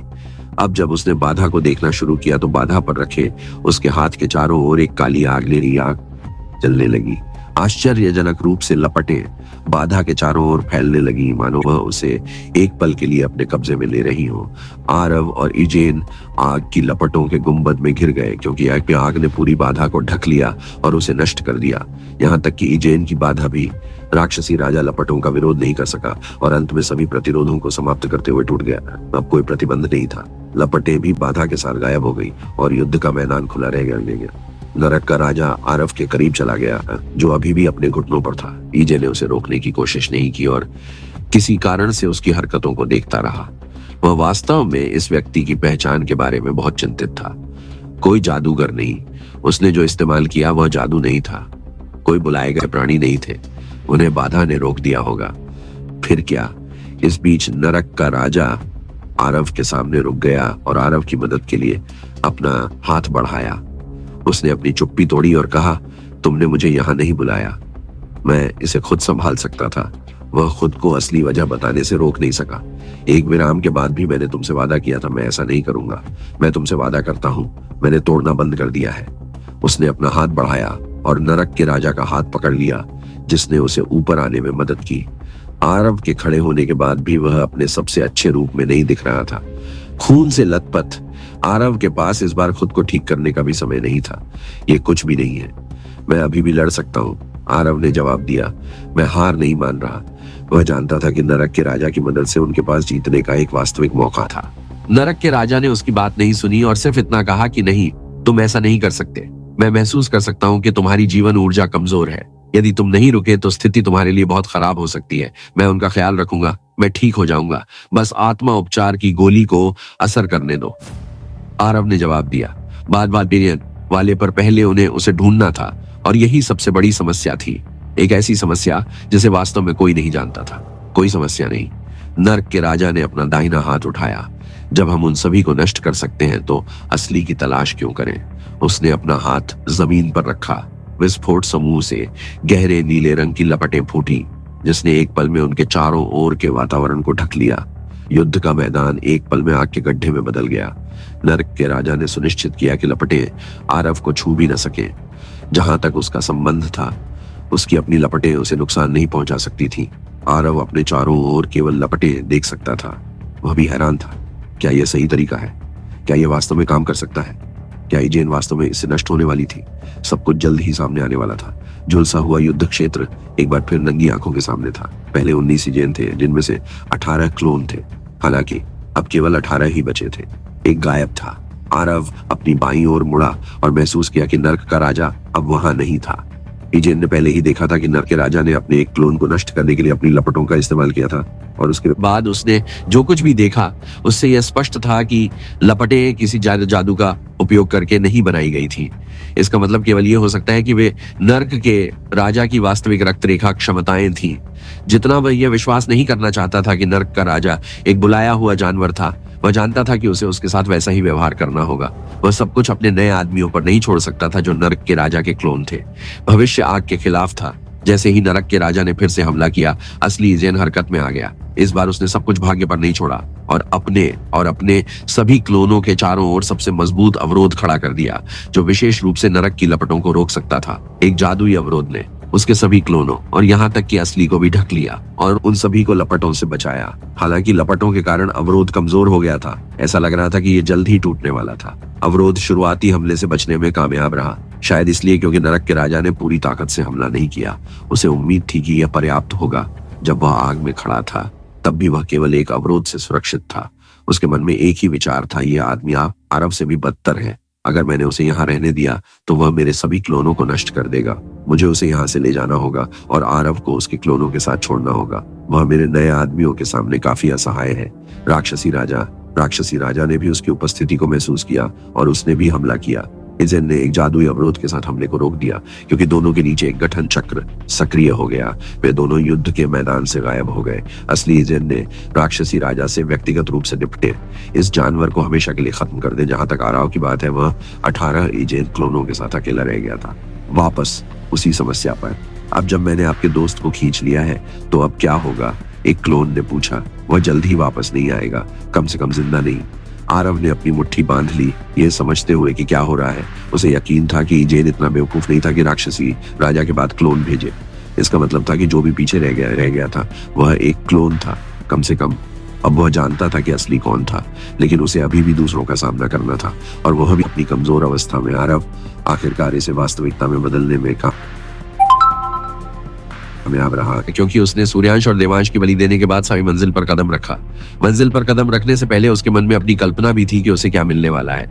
एक तरफ उसने सोचा कि उसे अधिक दुश्मनों का सामना करना पड़ेगा, उसे बड़ी उम्मीदें थी, लेकिन हकीकत यह थी कि जब वह ऊपरी मंजिल पर पहुंचा तो उसे निराशा हाथ लगी। निचली मंजिलों से अलग सबसे ऊपर की मंजिल बहुत छोटी थी। उसमें कोई राक्षस नहीं थे। यह खजानों से भी भरा नहीं था। अगर कुछ था, ये तो मीनार की सबसे ऊपरी मंजिल कुछ हद तक उस मीनार की सबसे ऊपरी मंजिल के समान थी जिसे उसने अपने सपनों में देखा था जब वह लायरा की अंधेरी जेल में अपनी इंद्रियों को खो बैठा था। फर्क सिर्फ इतना था कि दरवाजे में कोई दरार नहीं थी और मीनार के अंदर कोई खिड़की नहीं थी। इस मंजिल को देखने के बाद उसे एक बात का यकीन हो गया कि दोनों मीनारें एक ही हैं। इसे एक ही लोगों ने बनाया था और ऐसी संभावना है कि दुनिया में ऐसी और भी मीनारें हों। मीनार की सबसे ऊपरी मंजिल लगभग खाली थी। केवल एक चीज थी जो आरव को दिलचस्प लगी। हॉल के बीच में एक 10 फुट ऊंचा दर्पण था जो उसे उसका प्रतिबिंब दिखा रहा था।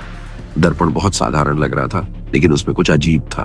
किसी कारण से दर्पण बिल्कुल भी पुराना नहीं लग रहा था। क्या यही वो खजाना है जो मुझे ढूंढना चाहिए? आरव ने कमरे के बीच में लगे आईने के पास जाकर सोचा। मुझे इसमें से कोई खास ऊर्जा आती हुई महसूस नहीं हो रही। ये बिल्कुल भी न्यू मैन जैसा नहीं लग रहा। क्या ये कोई शरारत थी? जब वह अकादमी के टैलेंट मापने वाले आईने के सामने खड़ा हुआ तो वहां भी उसे आईने से जादुई ऊर्जा महसूस हुई, जिससे साबित हो गया कि वह न्यूमैन ही है। लेकिन इस आईने में ऐसी कोई ऊर्जा नहीं थी। इसके अलावा वह यह भी देख सकता था कि आईने का एक हिस्सा जमीन में धंसा हुआ था, जैसे कि आईना पहले भी रखा गया हो और फिर फर्श बिछा दिया गया। यह दर्पण निश्चित रूप से ऐसी चीज नहीं है जिसे मैं उठा सकता हूँ। यदि मैं इसे उठाने की कोशिश करता हूँ तो ये टूट जाएगा। लेकिन इसके अलावा यहाँ कुछ भी नहीं है। क्या यहाँ कभी कोई खजाना था? उसने जल्दी से सोचा। उसे याद आया कि वह यहाँ पहुंचने वाला पहला व्यक्ति नहीं था। हाँ, ये सही है कि मैं देवांश के वास्तविक रूप को कैसे भूल सकता हूँ। और सूर्यांश इस मंजिल पर पहुंच गया। अगर इस मंजिल में पहले कोई खजाना था तो वे इसे ले गए। अगर नहीं तो उनसे पहले वाले उसे समझ में आ गया कि यहाँ कोई खजाना क्यों नहीं है। कम से कम उसने यही सोचा। जैसे ही उसने अपना हाथ दर्पण पर रखा और उसे देखा, उन्होंने कुछ नहीं लिया। जैसे ही आरव ने जोर से सोचना समाप्त किया, उसने पूरे हॉल में एक अजीब सी आवाज की आवाज सुनी, जैसे कोई और बोल रहा हो। उसने आश्चर्य में अपना सिर उठाया। कौन बोल रहा है? अपना परिचय दे। इस जगह से पहले कोई भी कोई खजाना नहीं ले गया। वे केवल ज्ञान ले गए, ऐसा ज्ञान जो किसी भी खजाने से अधिक मूल्यवान था। आवाज फिर से आई, लेकिन आरव को कोई नहीं मिला। हॉल में कोई उपस्थिति नहीं थी। क्या कोई आया है? तुम कहाँ हो? आईना, क्या तुम आईना हो? आरव ने कोड़ा से पूछा। आईना बोल रहा था तो क्या ये वाकई में एक साधारण आईना नहीं था? और ज्ञान किसी भी खजाने से ज्यादा कीमती है, इसका क्या मतलब था? उसके मन में कई सवाल थे। उसे जादुई ऊर्जा का एहसास हुआ, जिससे साबित हुआ कि वो न्यूमैन था। लेकिन इस आईने में ऐसी कोई ऊर्जा नहीं थी। इसके अलावा वो ये भी देख सकता था कि आईने का एक हिस्सा जमीन में धंसा हुआ था, जैसे कि पहले आईना रखा गया हो और फिर फर्श बिछाया गया हो। ये आईना निश्चित तौर पर ऐसी चीज नहीं है जिसे मैं उठा सकूं। अगर मैं इसे उठाने की कोशिश करूंगा तो ये टूट जाएगा। लेकिन इसके अलावा यहाँ कुछ भी नहीं है। क्या यहाँ कभी कोई खजाना था? उसने जल्दी से सोचा। उसे याद आया कि वो यहाँ पहुंचने वाला पहला व्यक्ति नहीं था। हाँ, ये सही है। मैं देवांश और सूर्यांश के इस मंजिल तक पहुंचने के असली स्वरूप को कैसे भूल सकता हूँ? अगर इस मंजिल में पहले कोई खजाना था तो उन्होंने ले लिया। अगर नहीं तो उनके सामने वाले ने ले लिया। वो समझ गया कि यहाँ कोई खजाना क्यों नहीं है। कम से कम उसने यही सोचा। जब उसने आईने में हाथ रखा और उसे देखा तो उन्होंने कुछ नहीं लिया। जैसे ही आरव ने सोचना खत्म किया, उसे पूरे हॉल में एक अजीब सी आवाज सुनाई दी, जैसे कि कोई और बोल रहा हो। वो आश्चर्य से अपना सिर उठाया। कौन बोल रहा है? अपना परिचय दें। इस जगह से पहले कोई भी खजाना नहीं ले गया। वे केवल ज्ञान ले गए थे। ज्ञान चला गया, जो किसी भी खजाने से अधिक मूल्यवान था। आवाज फिर से आई, लेकिन आरव को कोई नहीं मिला। हॉल में कोई उपस्थिति नहीं थी। क्या कोई आया था? तुम कहाँ हो? आरव ने फिर से पूछा। वही आवाज फिर से सामने आई। आरव ने आगे देखा और सामने दर्पण में अपना प्रतिबिंब देखा। हेलो दोस्तों, ये हमारा वीडियो है। वीडियो को आप ले सकते हैं, हमें कोई समस्या नहीं है। नॉवेल ऑफ किंग चैनल को सब्सक्राइब करें, लाइक, शेयर और ज्यादा से ज्यादा कमेंट करना। अगले पार्ट के लिए धन्यवाद। क्या आप दर्पण हैं? आरव ने रोते हुए पूछा। दर्पण बोल रहा था। तो क्या यह वास्तव में एक साधारण दर्पण नहीं था? और ज्ञान किसी भी खजाने से अधिक मूल्यवान है, इसका क्या मतलब था? उसके मन में कई सवाल थे। उसने महसूस किया जादुई ऊर्जा, जिससे साबित होता है कि वह न्यूमैन था। लेकिन इस दर्पण में ऐसी कोई ऊर्जा नहीं थी। इसके अलावा वह यह भी देख सकता था कि दर्पण का एक हिस्सा जमीन में धंसा हुआ था, जैसे कि पहले दर्पण रखा गया था और फिर फर्श बिछाया गया था। यह दर्पण निश्चित रूप से ऐसा कुछ नहीं है जिसे मैं उठा सकता हूँ। अगर मैं इसे उठाने की कोशिश करूंगा तो टूट जाएगा। लेकिन इसके अलावा यहाँ कुछ भी नहीं है। क्या यहाँ कभी कोई खजाना था? उसने जल्दी से सोचा। उसे याद आया कि वह यहाँ पहुंचने वाला पहला व्यक्ति नहीं था। हाँ, ये सही है कि मैं देवांश के असली रूप को कैसे भूल सकता हूँ। और सूर्यांश इस मंजिल पर पहुंच गया। अगर इस मंजिल में पहले कोई खजाना था तो उन्होंने इसे ले लिया। अगर नहीं तो उनके पहले वाला वह समझ गया कि यहाँ कोई खजाना क्यों नहीं है। कम से कम उसने यही सोचा। जब उसने अपना हाथ दर्पण पर रखा और उसे देखा तो उन्होंने कुछ नहीं लिया। जैसे ही आरव ने जोर से सोचना समाप्त किया, उसने पूरे हॉल में एक अजीब सी आवाज सुनी, जैसे कि कोई और बोल रहा। ज्ञान जा चुका था, जो किसी भी खजाने से ज्यादा कीमती था। आवाज फिर आई, पर आरव को कोई नहीं मिला। हॉल के अंदर कोई मौजूदगी नहीं थी। कोई आया था। तुम कहाँ हो? आरव ने फिर पूछा। वही आवाज फिर आई। आरव ने आगे देखा और सामने आईने में अपना प्रतिबिंब देखा। क्या तुम आईना हो? आरव ने रोते हुए पूछा। आईना बोल रहा था। क्या वाकई वो साधारण आईना नहीं था और ज्ञान किसी भी खजाने से ज्यादा कीमती है। इसका क्या मतलब था? उसके मन में कई सवाल थे। आरव ने आईने में देखा, लेकिन उसने अपना ही प्रतिबिंब देखा। अजीब बात है, उसके प्रतिबिंब ने जवाब में सिर हिलाया, मानो बिना कुछ कहे उसके प्रश्न का उत्तर दे रहा हो। मेरा प्रतिबिंब। आरव ने भौहें सिकोड़ी। आईना उसके प्रतिबिंब का उपयोग करके उससे बात कर रहा था। तुम कौन हो और तुम्हारा क्या मतलब है? मुझसे पहले जो लोग आए थे वे किसी भी खजाने से अधिक मूल्यवान चीज ले गए। मैं क्या हूं? प्रतिबिंब ने प्रश्न दोहराया। मैं केवल खोई हुई आत्माओं का एक मार्गदर्शक हूं। अस्थायी रूप से आपके प्रतिबिंब का उपयोग करके आपको उत्तर दे रहा हूं। अंत में उसने उत्तर दिया, चूंकि आप इस स्थान पर पहुंचने में सफल हुए हैं, आपने भी वही पुरस्कार अर्जित किया है जो आपसे पहले आए अन्य लोगों ने अर्जित किया है। मेरा पुरस्कार क्या है? आरव ने पूछा। इस बिंदु पर यह स्पष्ट था कि दर्पण एक साधारण दर्पण नहीं था। यह न तो नमन की तरह दिखता था और न ही महसूस होता था, लेकिन संभवतः यह नमन था। यह उसके लिए कुछ निराशाजनक था, कबाड़, लेकिन वह अभी भी आशावादी था। एक भी मौका बर्बाद नहीं कर सकते। मैं समझता हूँ। दर्पण ने प्रतिबिंब ने सिर हिलाया। तो आपका पहला सवाल क्या है? मेरा पहला सवाल समय क्षेत्रों के बारे में है। वे क्या है? आरव ने कहा। उनके बारे में उनके मन में लंबे समय से एक सवाल था। हालांकि देवांश और सूर्यांश ने उन्हें इसके इतिहास के बारे में थोड़ा बताया था, फिर भी वे इसके उपयोग या इसकी उत्पत्ति के बारे में कुछ नहीं जानते थे। वे केवल इतना जानते थे कि समय का मंदिर इसकी तलाश कर रहा था। दर्पण प्रतिबिंब एक पल के लिए चुप हो गया। समय क्षेत्र, ठीक है, आपका प्रश्न स्वीकार किया जाता है। आपका दूसरा प्रश्न क्या है? क्या आप अगले प्रश्न पर जाने से पहले मेरे पहले प्रश्न का उत्तर नहीं देंगे? अभी आरव ने पूछा। दूसरे ने सवाल पर फैसला नहीं किया था। वह पहले प्रश्न के उत्तर की प्रतीक्षा करना चाहता था, और यदि उस उत्तर में कुछ ऐसा था जिसके बारे में वह अधिक जानना चाहता था, तो वह इसके बारे में बाद में पूछ सकता था। आपको कोई भी उत्तर मिलने से पहले मुझे तीनों प्रश्न बताने होंगे। उत्तर आरव ने अपनी मुट्ठी भींच ली। उसका एकमात्र पुरस्कार यह था कि वह प्रश्न पूछ सकता था, और इसमें भी उसे कोई स्वतंत्रता नहीं थी। दुर्भाग्य से वह दर्पण को भी मजबूर नहीं कर सकता था। ठीक है, मेरा दूसरा प्रश्न समय के मंदिर के बारे में है। वे क्या हैं? उनके लक्ष्य क्या हैं? उनकी ताकत क्या है? ये 3 प्रश्न हैं। दर्पण ने उत्तर दिया। ठीक है, मैं इसे संक्षिप्त कर दूंगा कि समय का मंदिर कैसे अस्तित्व में आया। चूंकि वह इस एक चीज पर अपने 2 प्रश्नों को बर्बाद नहीं करना चाहता था, उसने एक प्रश्न ऐसा बनाने की कोशिश की जो यथासंभव स्पष्ट हो, ताकि हम जादूगर के लिए आवश्यक सभी चीजों को शामिल कर सकें। और वह सवाल था कि अगर वह जानता कि समय का मंदिर कैसे अस्तित्व में आया, तो वह उनके लक्ष्यों और उनके अतीत के बारे में जान पाएगा। और तीसरा सवाल मिरर ने पूछा था। आरव ने तीसरा सवाल पूछने में जल्दबाजी नहीं की। यह उसका आखिरी सवाल था और वह इसे सार्थक बनाना चाहता था। वह अपना आखिरी सवाल बर्बाद नहीं करना चाहता था। आखिर में मुझे क्या पूछना चाहिए? क्या मुझे पूछना चाहिए कि मैं कम से कम समय में दुनिया का सबसे शक्तिशाली जादूगर कैसे बन सकता हूँ? लेकिन क्या होगा अगर ये कहा जाए कि मैं और ट्रेनिंग लेकर ऐसा बन सकता हूँ? तो ये एक बेकार सवाल हो सकता है। क्या मुझे अपने दुश्मनों के बारे में पूछना चाहिए? नहीं, इतना भी नहीं। वह गहरी सोच में खो गया।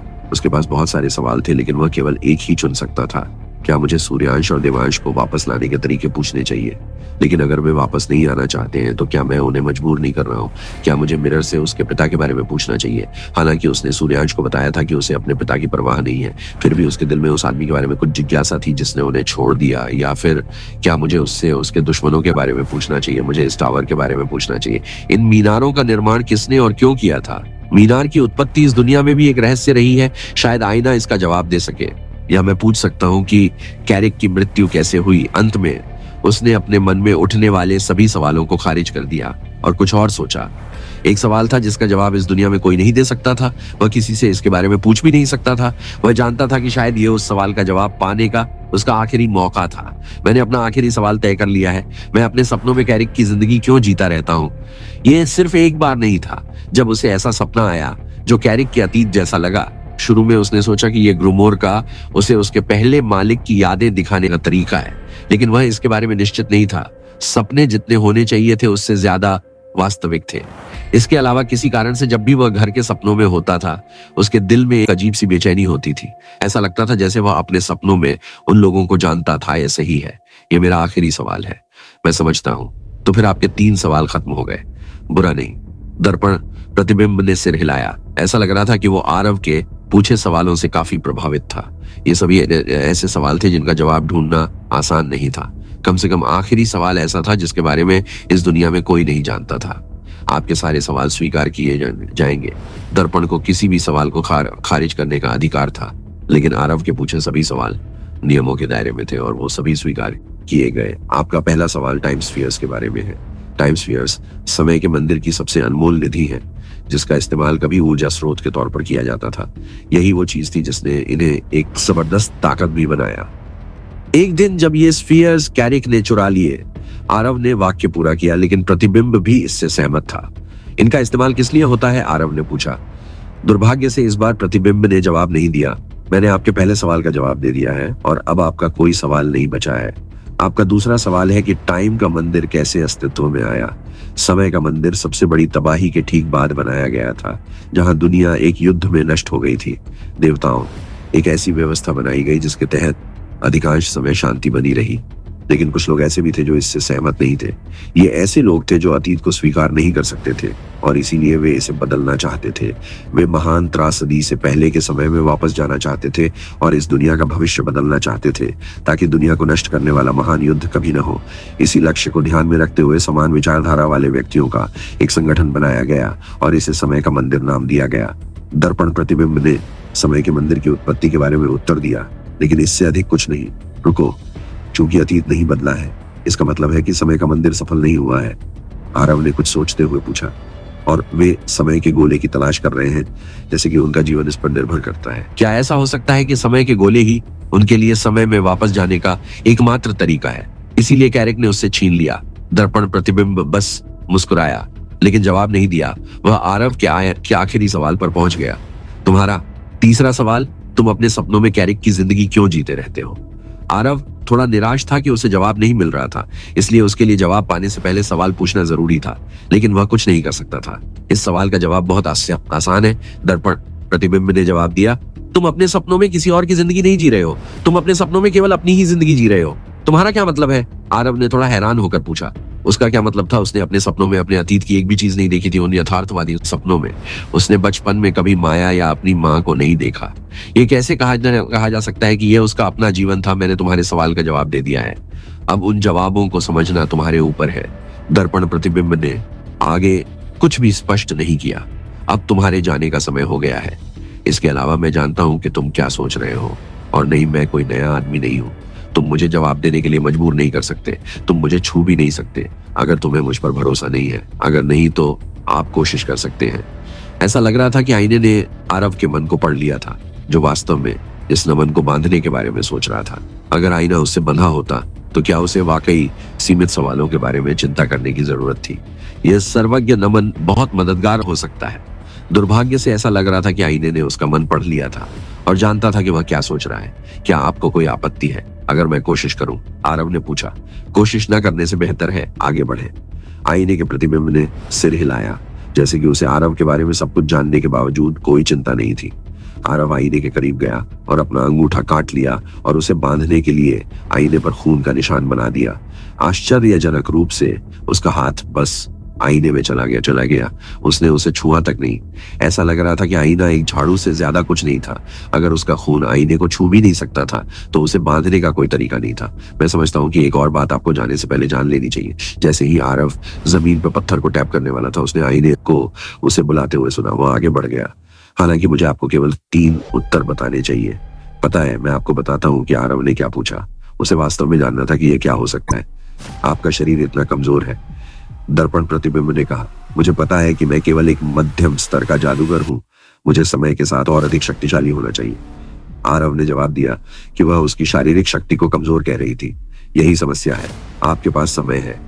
नहीं, प्रतिबिंब ने कहा। गंभीर बात कर रहे हो? तुम्हारा क्या मतलब है मेरे पास समय नहीं है?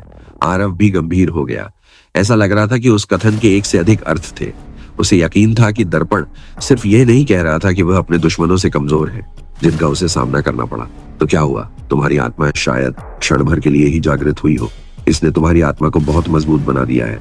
दुर्भाग्य से यह हमेशा एक अच्छी बात नहीं होती है। तुम्हारी आत्मा तुम्हारी अपनी भलाई के लिए बहुत शक्तिशाली है। तुम्हारा शरीर तुम्हारी आत्मा की शक्ति के साथ नहीं रह सकता। तुम जितनी अधिक आध्यात्मिक शक्ति का उपयोग करोगे, उतना ही अधिक तुम अपने शरीर को नुकसान पहुंचाओगे। दर्पण ने उत्तर दिया और कुछ ऐसा कहा जो आरव ने भी अनुमान नहीं लगाया था। समय के साथ ये तुम्हारे लिए और भी बुरा हो जाएगा, क्योंकि तुम्हारा शरीर अंततः देर सवेर हार मान लेगा। तुम्हें वास्तव में इसके बारे में कुछ करना चाहिए, मेरा शरीर हार मान लेगा। ये सुनकर आरव ने भौहें सिकोड़ी। उसने अतीत में अपनी आध्यात्मिक शक्ति और उच्च स्तर के मंत्रों का उपयोग करने के बाद कुछ ऐसा अनुभव किया था, हालांकि उसके हाथ कांपने लगे। देवांश ने उसे बताया कि कुछ अलग है। मुझे यकीन है कि आप भी इसका अनुमान लगा सकते थे। आरव ने सिर हिलाया।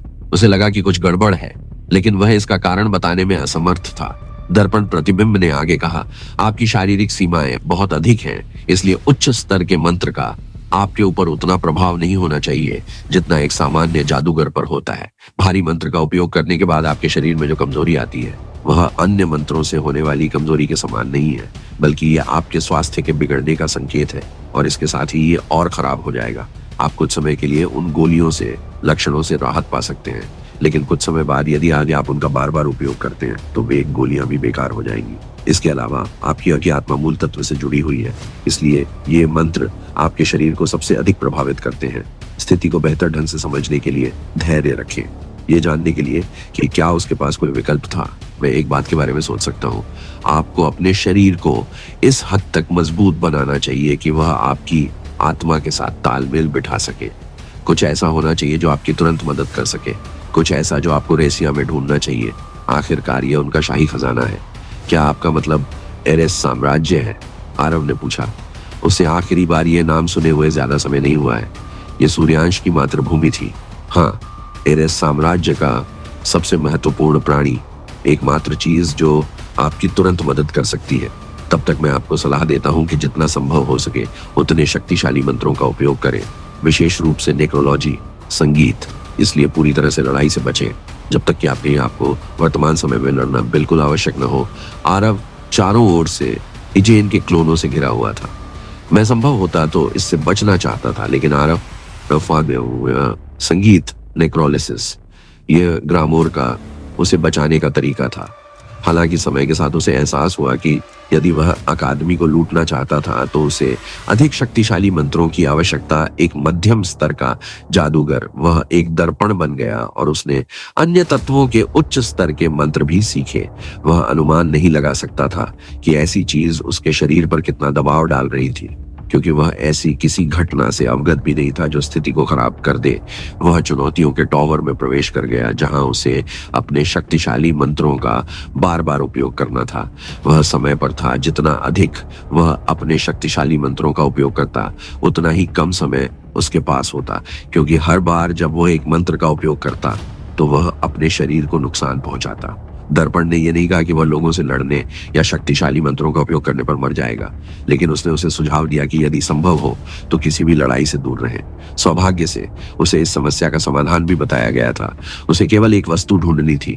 तब तक वह लड़ने या किसी भी शक्तिशाली मंत्र का उपयोग करने से बचने वाला था, क्योंकि वह यह सुनिश्चित करना चाहता था कि भविष्य में किसी आपात स्थिति के मामले में उसके पास यह वह नहीं चाहता था कि आत्मा उपचार की गोलियां उसके लिए अप्रभावी हो जाएं।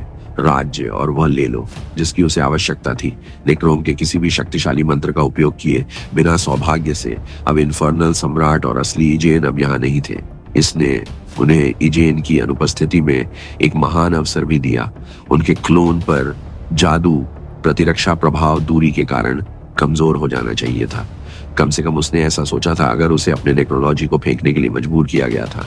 यहाँ तक कि असली इजेन, जिसने अभी अभी इन्फर्नल किंग से लड़ना शुरू किया था, वह आश्चर्यचकित था, क्योंकि वह एक पल के लिए जगह में फंस गया था। क्योंकि वह क्लोन से बंधा हुआ था, वो देख सकता था कि वे क्या देख रहे थे और पैट्रिक के कर्मचारियों की आभा को महसूस कर सकता था। पैट्रिक का अंधकार का कर्मचारी कुछ ऐसा था जिसे तत्व अकादमी में सबसे लंबे समय तक रखा गया था। उसने कई बार अंधकार के पैतृक कर्मचारियों को देखा था। पहली नजर में ही उसे यकीन हो गया था कि आरव ने जो पैतृक कर्मचारी पकड़ रखा था वह अंधकार का पैतृक कर्मचारी नहीं था। किसी कारण से उसे बुरा लग रहा था। ऐसा लगा जैसे उसे आरव के पास वापस जाना होगा, और अगर वह नहीं गया तो उसके सभी क्लोन मर जाएंगे। हालांकि क्लोन एक जादू का उपयोग करके बनाए गए थे, फिर भी उन्हें फिर से बनाना इतना आसान नहीं था। 20 ऐसे क्लोन बनाने में उसे लगभग 3 दशक लग गए।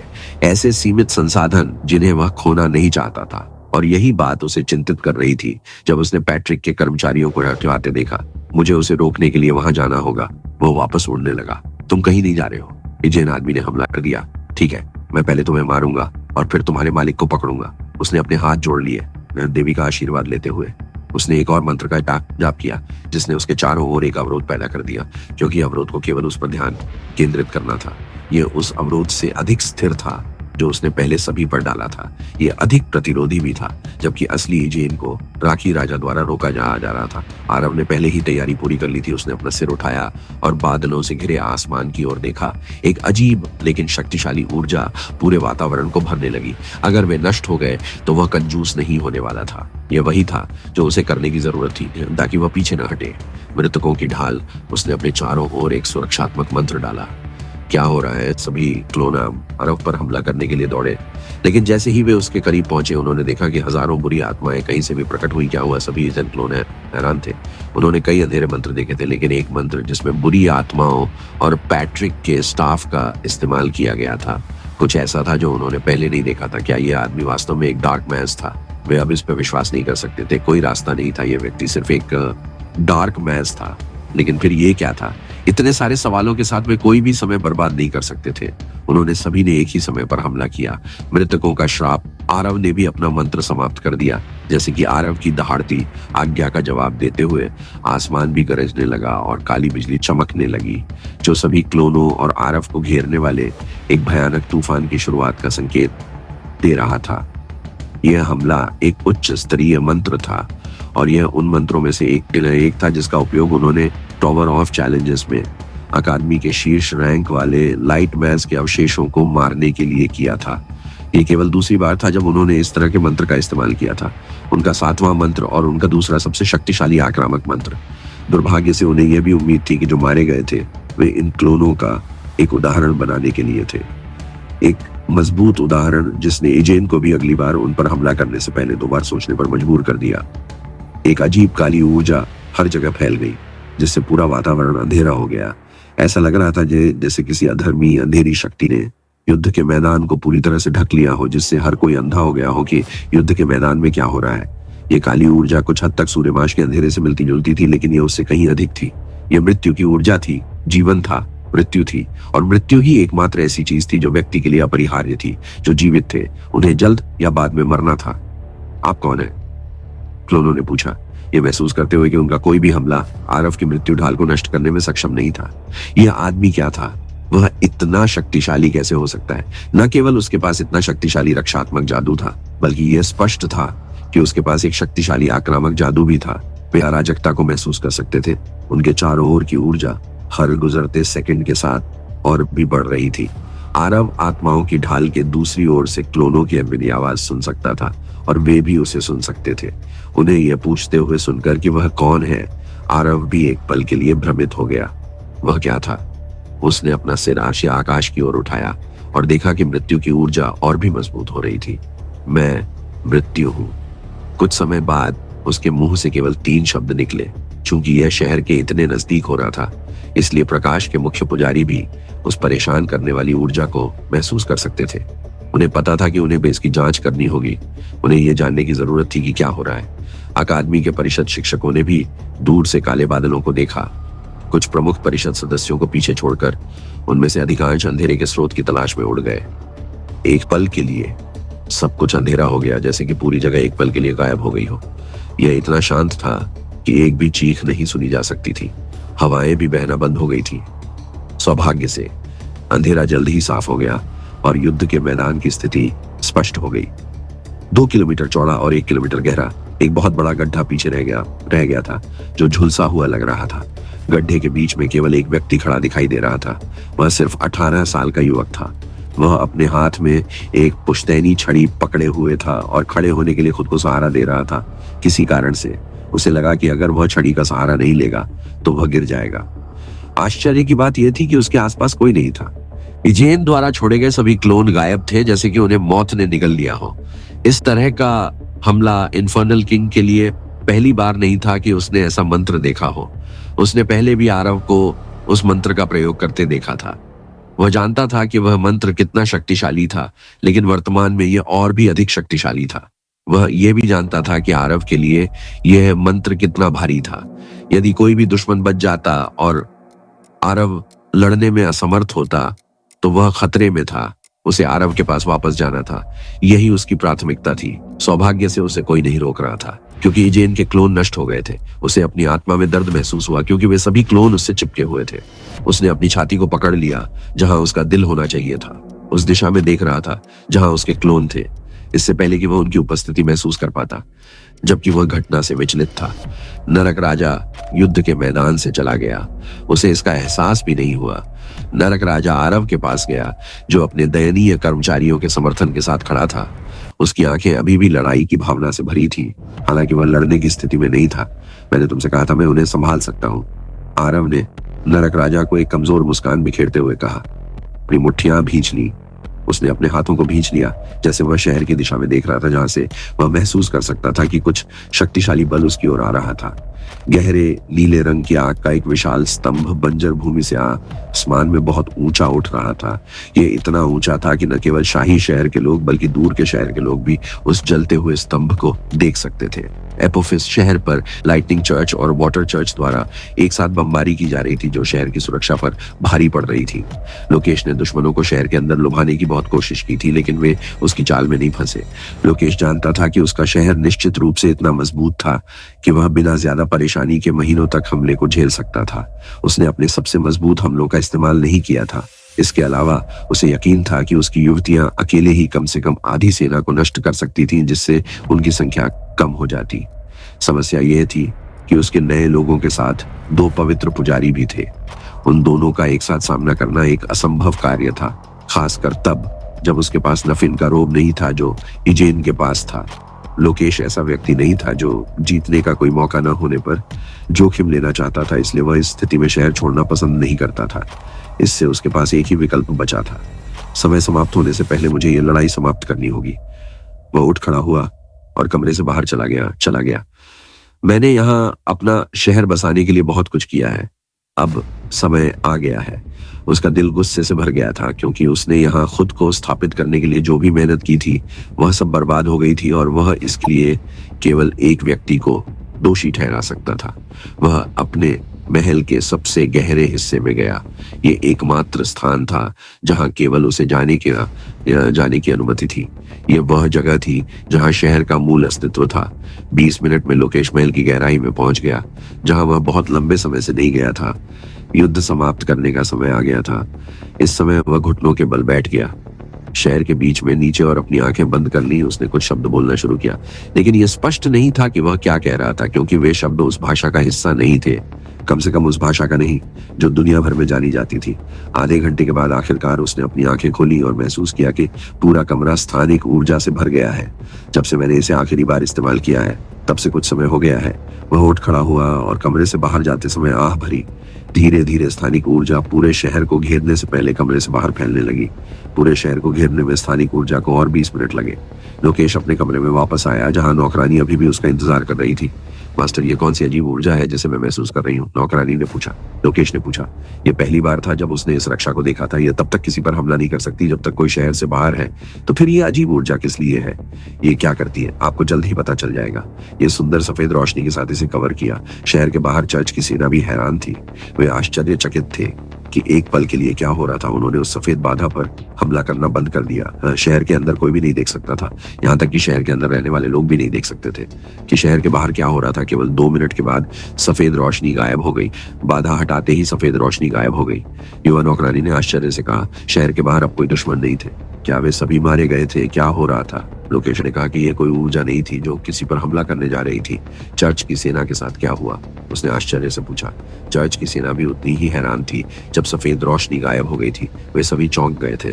देखें कि वह स्थान जहां शहर हुआ करता था पूरी तरह से खाली था। अदृश्यता का लबादा क्या चाल है? बिजली की पवित्र पुजारिन ने उपहास किया, क्योंकि उसने एक और हमला किया था। भले ही शहर अदृश्य था, इससे कोई फर्क नहीं पड़ता था। गिरने वाला हमला अभी भी होने वाला था। विस्फोट, उसका बिजली का हमला स्वर्ग के प्रकोप की तरह आसमान से गिर रहा था। अजीब तरह से इसे किसी भी बाधा का सामना नहीं करना पड़ा। बिजली जमीन पर गिरी और पीछे गहरे गड्ढे छोड़ गई। यह अदृश्य नहीं है। यहाँ तक कि एलोरा भी यह देखकर चौंक गई और अपने आसपास के वातावरण को देखने लगी। शहर का इलाका निश्चित रूप से अलग था, लेकिन हम क्यों नहीं? उसे यह समझने में ज्यादा समय नहीं लगा कि क्या हुआ होगा। वह वापस लाबाद के पास उतरी हाँ, मैंने उस गड़बड़ी से बचने के लिए पूरे शहर को टेलीपोर्ट कर दिया है। हमें बस अपने सभी स्रोतों से फिर से संपर्क करना है और उन्हें यह स्थान बताना है। लोकेश ने नौकरानी से कहा, अपोफिस शहर को बिना कारण के पूर्ण सुरक्षा किला नहीं कहा जाता था, क्योंकि इसके नागरिकों की सुरक्षा के लिए इसमें कई तरकीबें थीं और ऐसी ही एक तरकीब थी दुनिया के दूसरे हिस्से में टेलीपोर्टेशन का इस्तेमाल बेतरतीब ढंग से नहीं किया जा सकता था और इसे दूसरी बार इस्तेमाल करने से पहले बहुत सारी ऊर्जा इकट्ठा करने की जरूरत थी। लेकिन लोकेश का मानना था कि इस स्थिति में ऐसा करना उचित था। इससे उसे और समय मिल गया। अब हम कहाँ हैं? नौकरानी ने लोकेश से पूछा। क्या हम अभी भी लुमेन साम्राज्य की सीमा के भीतर हैं? लोकेश ने अपना सिर हिलाया। अब और नहीं। अगर मैं गलत नहीं हूं तो हमें अर्सिया साम्राज्य की भूमि के अंदर होना चाहिए। वे कहाँ गए? उनके साथ क्या हुआ? बिजली की पवित्र पुजारिन गुस्से में बोली, क्योंकि वह उस स्थान की ओर उड़ गई जहां कभी शहर हुआ करता था। यह स्पष्ट था कि शहर अब वहां नहीं था। पूरे शहर को कवर करने वाला बहुत बड़ा टेलीपोर्टेशन हुआ है। क्या ये संभव है? आलिया हैरान थी। ये पहली बार था जब उसने पूरे शहर के टेलीपोर्टेशन के बारे में सुना। अगर ये न्यू मेन है तो लोकेश हमारी उम्मीद से ज्यादा साधन संपन्न है। डार्क प्रीस्ट के साथ काम करना निश्चित रूप से भविष्य में उसके लिए सिरदर्द का कारण बनेगा। एलोरा भविष्य के खतरे को नष्ट करने के लिए यहाँ आई थी जब उनके पास मौका था, लेकिन यहाँ तक कि उसने ऐसे परिणाम की उम्मीद नहीं की थी। लोकेश को एक साधारण इंसान माना जाता था, लेकिन अपने न्यू मेन और उसके द्वारा जमा की गई संपत्ति की बदौलत वह भविष्य के लिए बहुत शक्तिशाली दुश्मन था। एक दुश्मन जिससे उन्हें निपटना था। इससे कोई फर्क नहीं पड़ता कि वह कहाँ छिपा है, भले ही वह नरक की गहराई में छिपा हो, मैं उसे ढूंढ लूंगा। उसने अब्बा से अब गलत व्यक्ति को परेशान कर दिया है। आलिया अपनी मुट्ठी बंद करके खड़ी हो गई। ये हो गया। उसने तय किया था कि चाहे कुछ भी हो, अगली बार जब वह लोकेश से मिलेगी तो वह उसे नष्ट कर देगी।